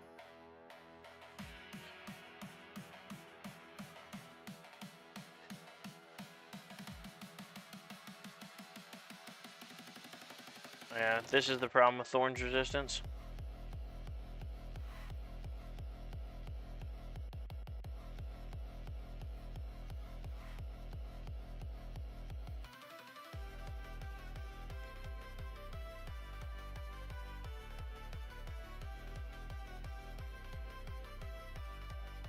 Just finished champs, 1408 waves for 7th place so far. It's not bad at all. These thorns are really messing me up here. I don't think I'm staying anywhere close to top 4. I'm probably going to go down to like 8th, give or take.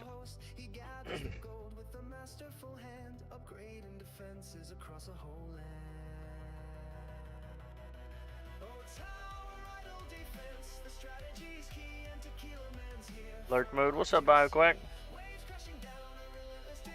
Even though you're lurking. Hey, there went a Death Defy and second wind.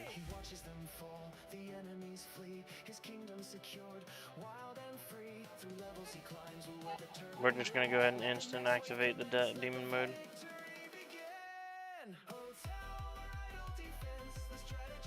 That's it. I'm only gonna break about 1,000 waves, give or take.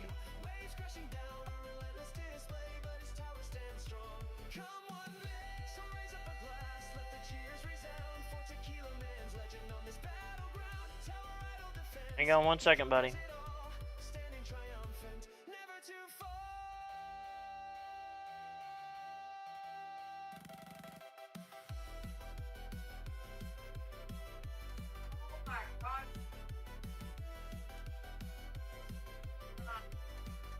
What? Hang on 1 second.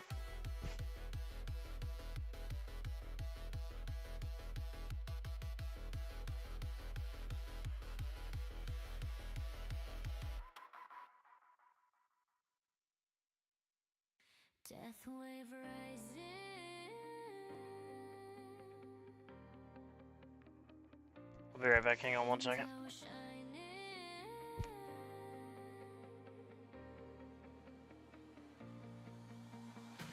Chain lightning cuts the skyline.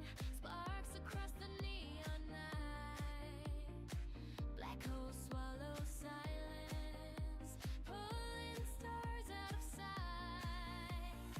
He pours a silver chalice, rimmed in salt and fire bright.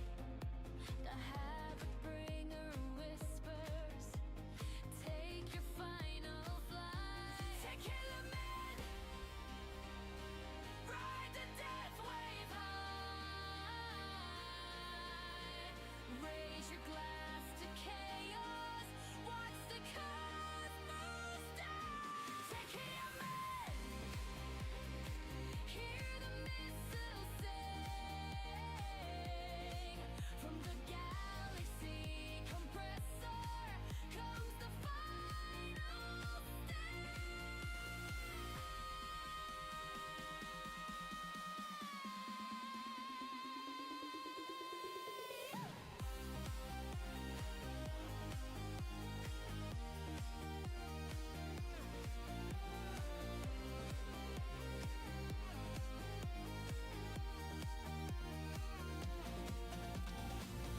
Sharp 42 like razor steel and shaken by the void.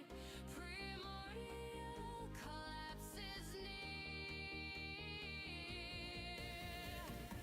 Astral deliverance glowing in his hand.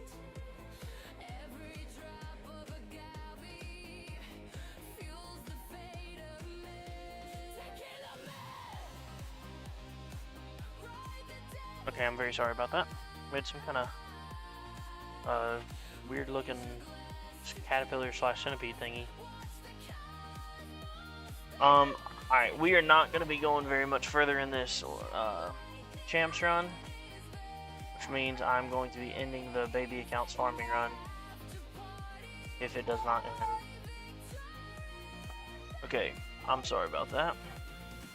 Dwizzy, I'm in 5th for mine at 1828. Yeah, Martin has the most absolute cursed bracket I've ever heard of. 1828 is 5th place. That is unreal. In the silence after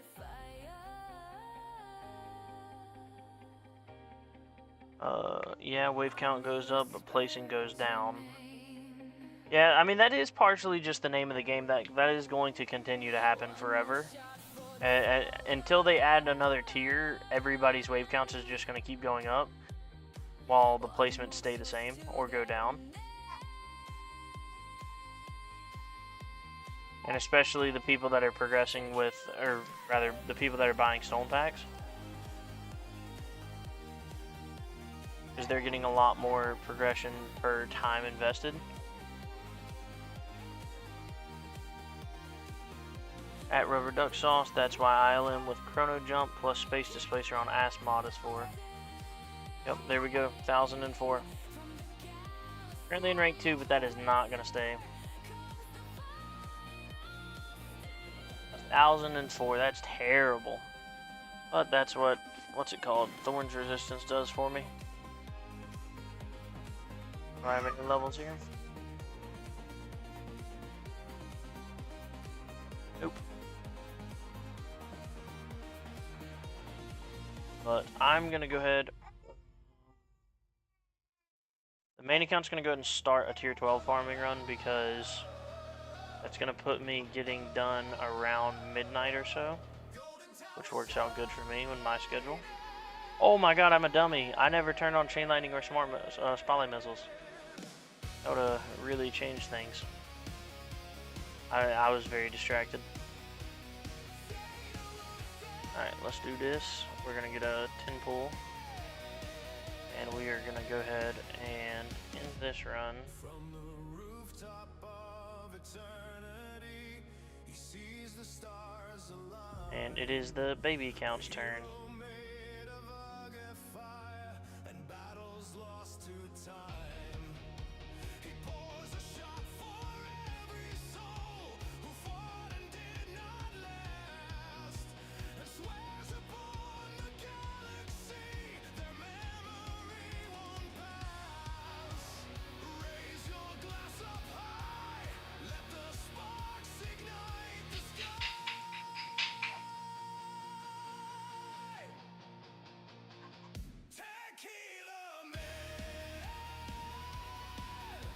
is a good song. GG, yeah. I don't. I'm curious.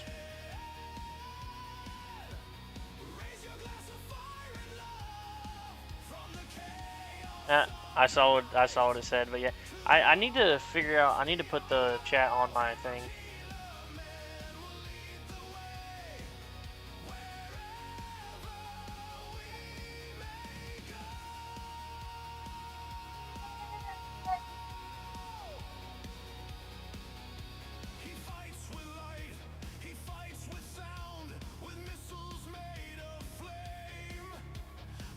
I'm curious over the next little bit here how far up I'm gonna, or how far down I'm gonna fall.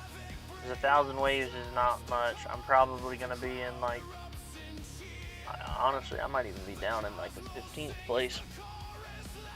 So I might be down here in 13 to 15, only getting 100 stones. Well, we'll have to see.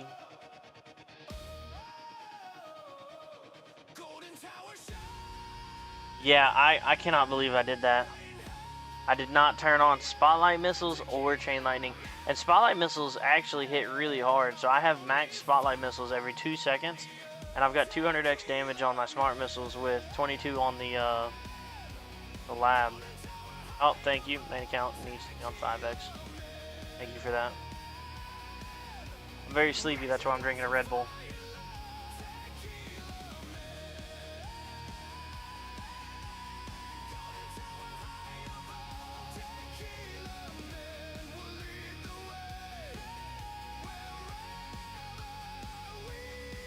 Yeah, thank you, Berto. Very out of it. What modules are you running on main? So I am running a Mythic Amp Strike, which I have attack speed, crit chance, crit factor, and super crit molt on. I'm slowly working on re-rolling this legendary. I'm running a Mythic G-Comp with both ELS's, package chance, and cleanse for kill, all on Mythic. I'm running Prim C, and this is mainly for farming, so I have Spotlight Angle, Golden Tower bonus, Black Hole Duration for perma even without perk, including in tournaments, and then 3 Deathwave quantity. And then I have a Mythic Sharp Fortitude, and I'm slowly working on replacing this wall rebuild with Mythic either. I would be okay with Orbs on Mythic. I would be okay with Defense Absolute would be my preferred though.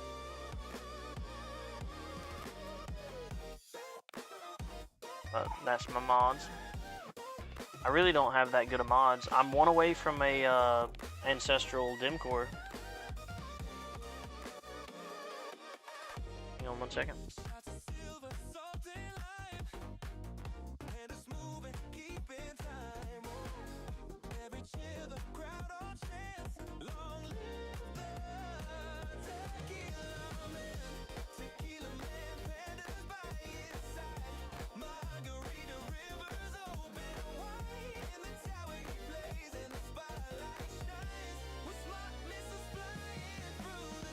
And funnily enough, my baby account's actually running kind of similar mods. So I'm running a Legendary Amp Strike, I'm running Space Displacer, running a Epic G-Comp, and an Epic Dim Core.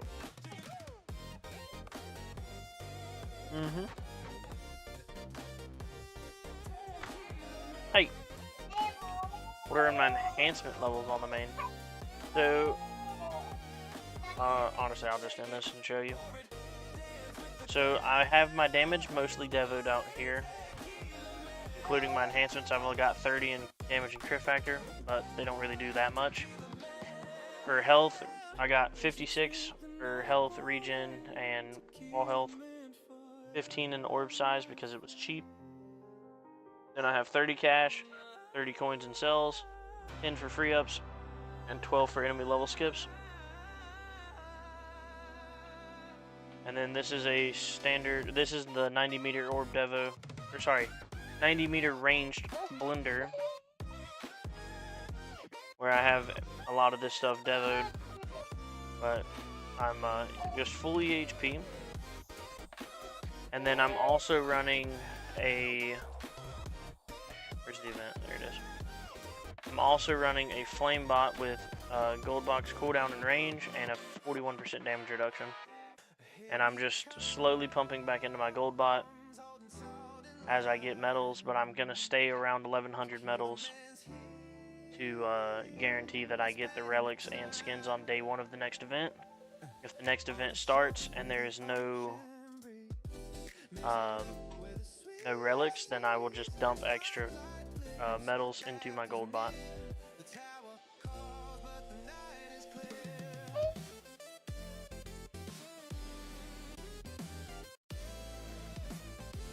Right here on the left.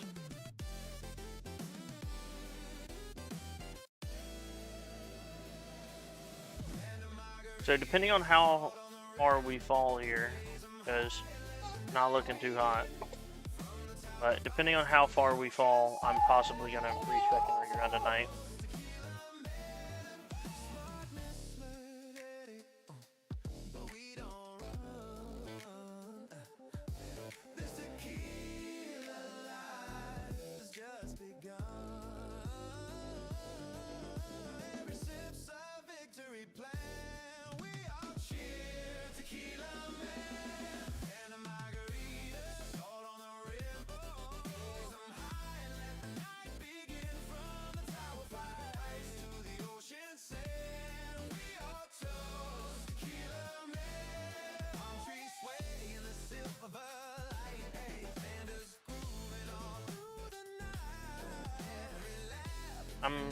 So the baby account, I have been progressing pretty decent, but I maxed out at 160 last tournament, so I'm expecting around that again, maybe barely higher. I haven't played the baby account much since that tournament.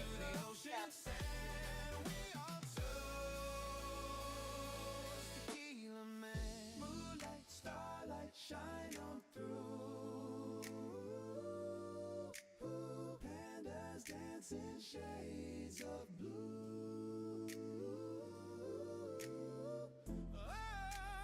Oh, we sing again. Forever cheers to keep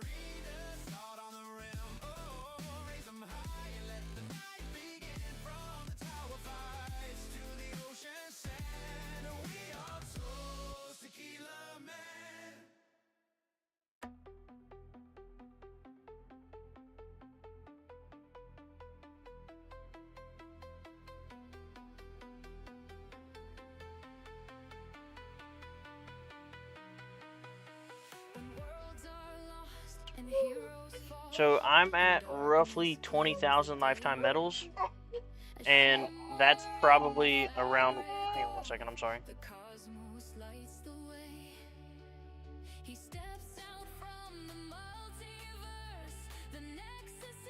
That's about where I would recommend getting to, is about 20,000 before you start investing into your flame bot.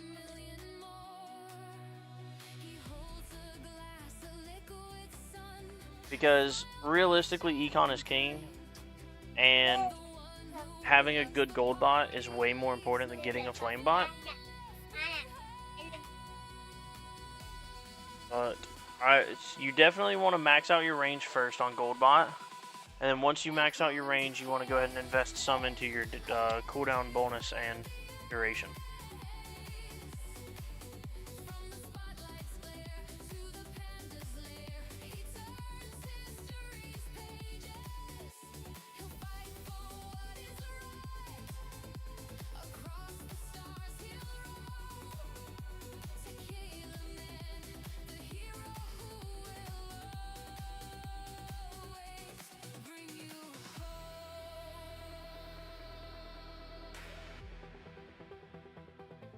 So it doesn't look like there's any way to see your medals, except for if you go and do a bot respec. it'll show you. But I have roughly 20,000. I think it's like 19,400 or so, give or take.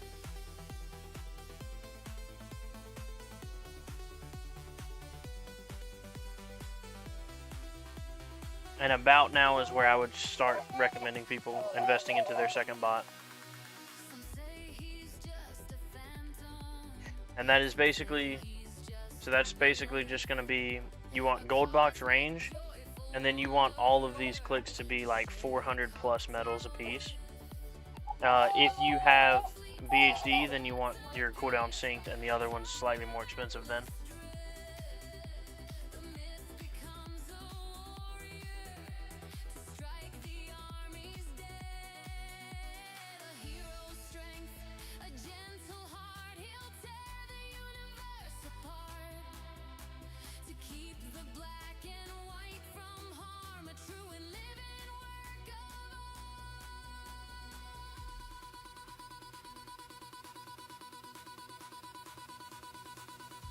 They call him Tequila Man, a legend for the ages. From the spotlight's glare But the biggest thing is just don't over-invest in other bots. You really want your gold bot to be in a really strong position before you start trying to get a second bot.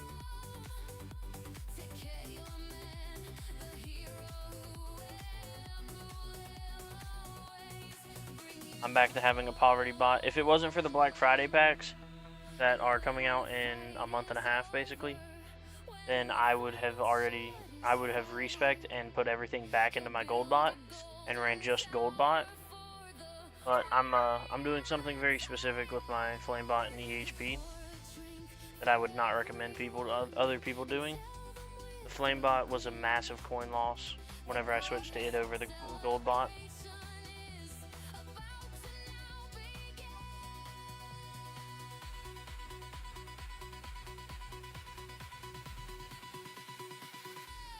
call him Tequila Man, a legend for the ages.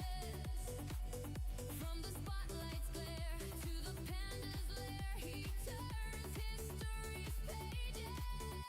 He'll fight for what is right. Across the stars he'll roam. Tequila Man, the hero, will always bring you home.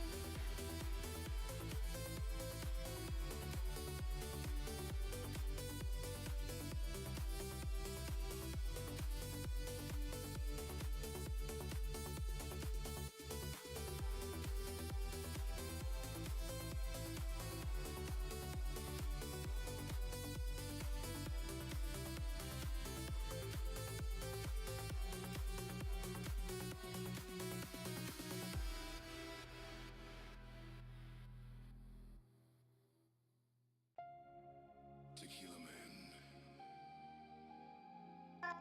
That stupid red dot's gonna bother me the entire time it's there. Are you ready?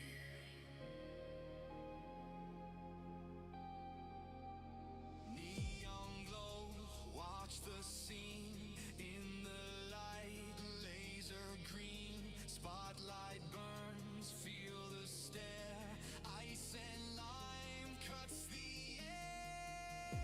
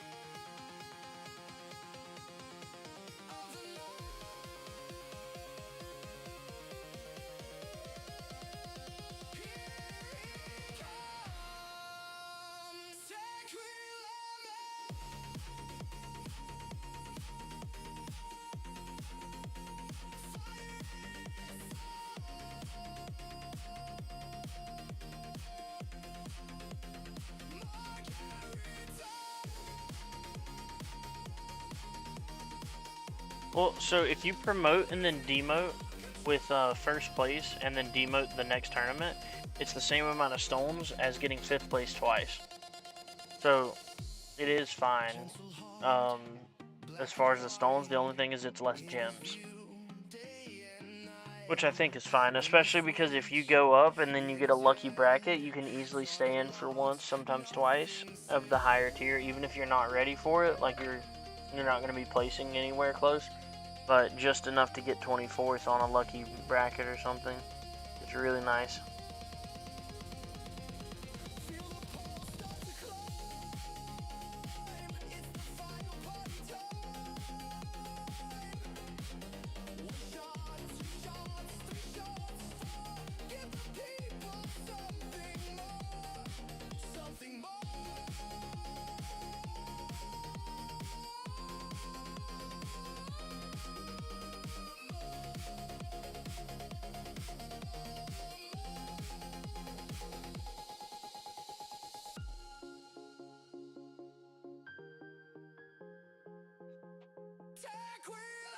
Rockin' BHD sync 22.5 second duration, 4x multi and max range.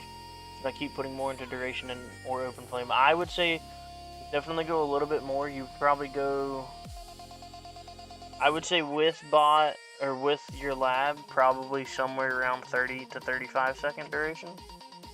Probably 30 before you think about putting into another ultimate weapon, which I would definitely recommend be bomb shelter.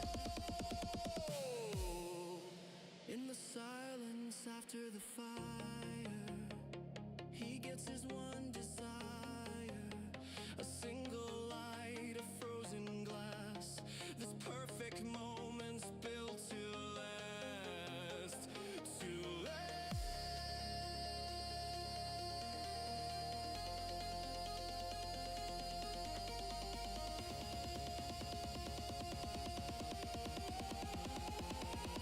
How did the big tower tournament go? I barely broke 1K waves. So far, I'm in 2nd place, but I got a good feeling that I'm going to drop down to probably about 9th or so. Hopefully, I can stay in 8th for the extra stones, but we'll have to see.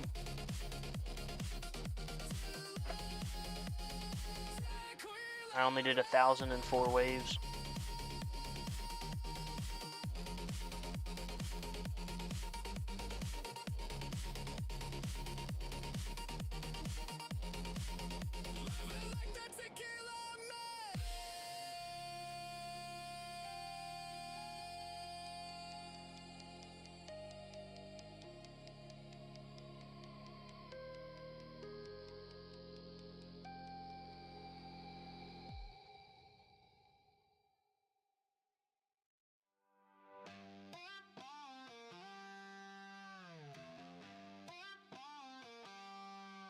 The house lights hit the floor, the crowd begins to chant his name. He steps out from the shadows to play his favorite game. He walks right to the center, a salt rimmed glass in hand, the undisputed hero in the sun-scorched dusty land.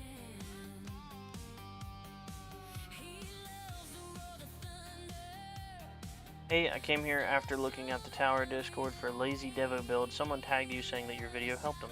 Could you tell me what video? Yep, so I technically have 2 that are Lazy Devo. It's called Blender, but it's free up blenders. So I have Rangeless, which is made for a little bit earlier of a game. It's called Rangeless Blender if you go to my channel. And then kind of a like follow-up to that build, once you have a little more investment, is the 90-meter ranged blender. But both are completely AFK, like lazy builds, good for like I have a very hectic schedule, so I literally run my runs completely AFK the majority of the time. The only reason I'm even clicking into my enemy attack level skips right now is because I'm home doing my tournament for the baby account. But normally I'm just letting this run. I use auto pick perks and ban perks, and it works out very well for me. switching from standard blender where you just kind of max everything to rangeless blender was about a 25% coin increase. And then a couple months later, when I switched from rangeless blender to the 90 meter range blender, it was like a 22% coin increase, and neither one was a sell loss from standard blender. If you'd like, I can go and link the videos in the chat.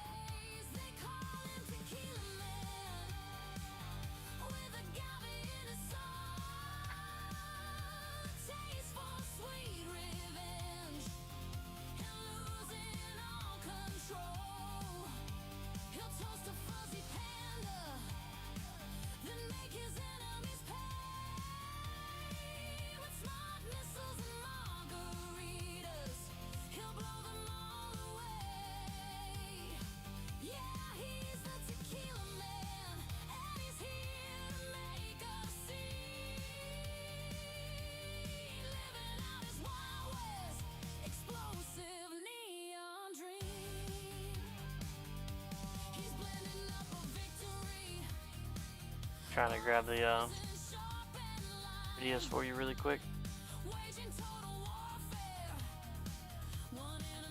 So this first link is the 90 meter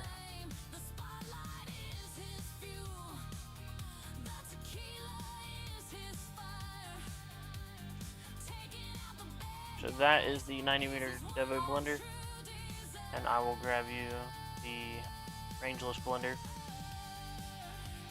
So, about where is your account at? Like, do you have the wall yet? Do you, copy.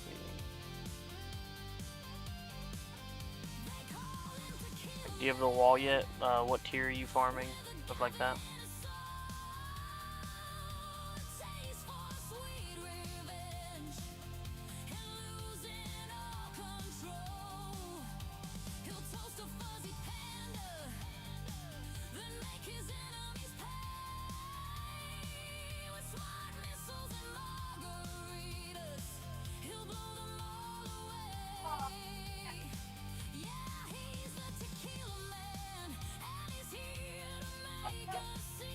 Alright, I'll try that later when my farm run finishes. I'm just running normal blender at the moment. Thanks, and good luck in Tourney. Thank you. 1Q lifetime wall just got to 2Q HP last Tourney. I farmed tier 11 for about 16 trillion per run. Okay, so yeah, either of those builds would work good for you. I would personally recommend watching both of them. The rangeless blender is kind of like the prequel to the 90 meter Devo blender. So I would recommend watching both of them and decide for yourself if you feel like you're ready for the 90 meters, depending on where your black hole size is, pretty much, and if you're running Prim C or not. Primordial Collapse. The sky turns gray, a shadow falls, a coward's boring blight. The armies of the villain foes try to steal away the light. They march in dull formation, their banners bleak and Do you know what is your black hole size right now? And do you have Primordial Collapse?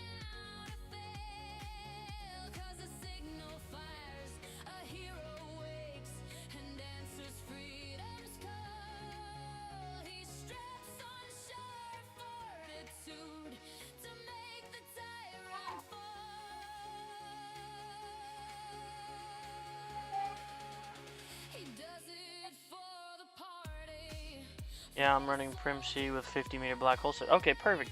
So then, yeah, you could probably just run 90 meter Devo then. Don't even worry about switching to the rangeless. However, there is going to be some information that I feel like is relevant in rangeless. So I would still probably watch both, because I kind of made the 90 meter range Devo as like a precursor follow-up to it, which was stupid. I should have just done the route like I wanted to. make the 90 meter a little bit more inclusive. But then again, I mean, it's not too bad if you don't watch the rangeless. It's just it definitely will have a little bit of missing context that you should get from the rangeless guide first.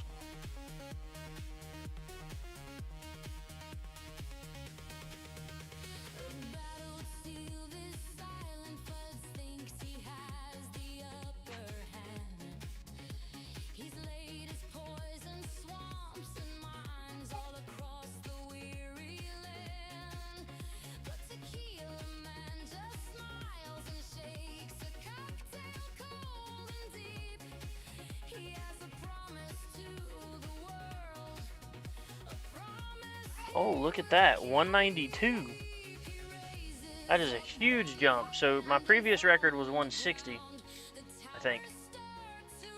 Yeah, 160, and I am now at 192. So that's a huge jump. That puts me at currently. That puts me in 7th place whenever it updates.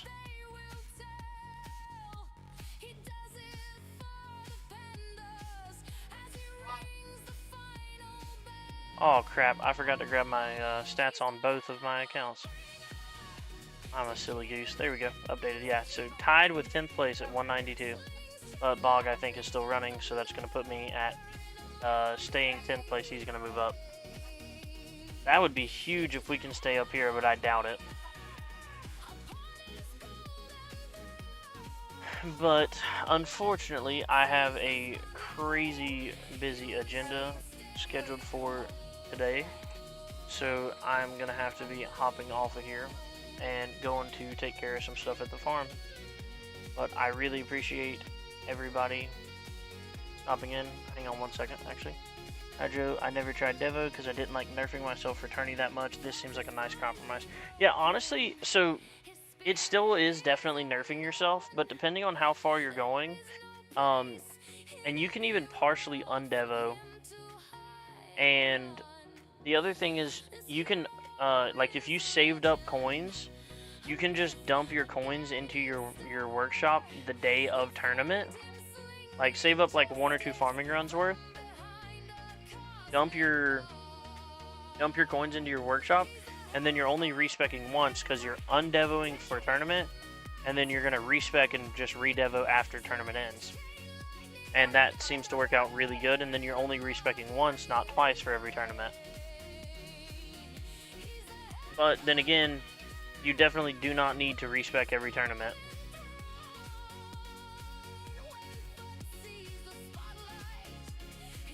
What is required to get permanent black hole for legendary primacy and with perk and substat?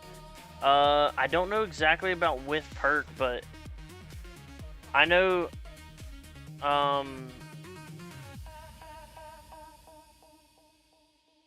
honestly, I'm not 100% sure, but there is a tower tool that is called the MVN calculator, and you can plug in a bunch of different information. I'm assuming, are you running Gcomp?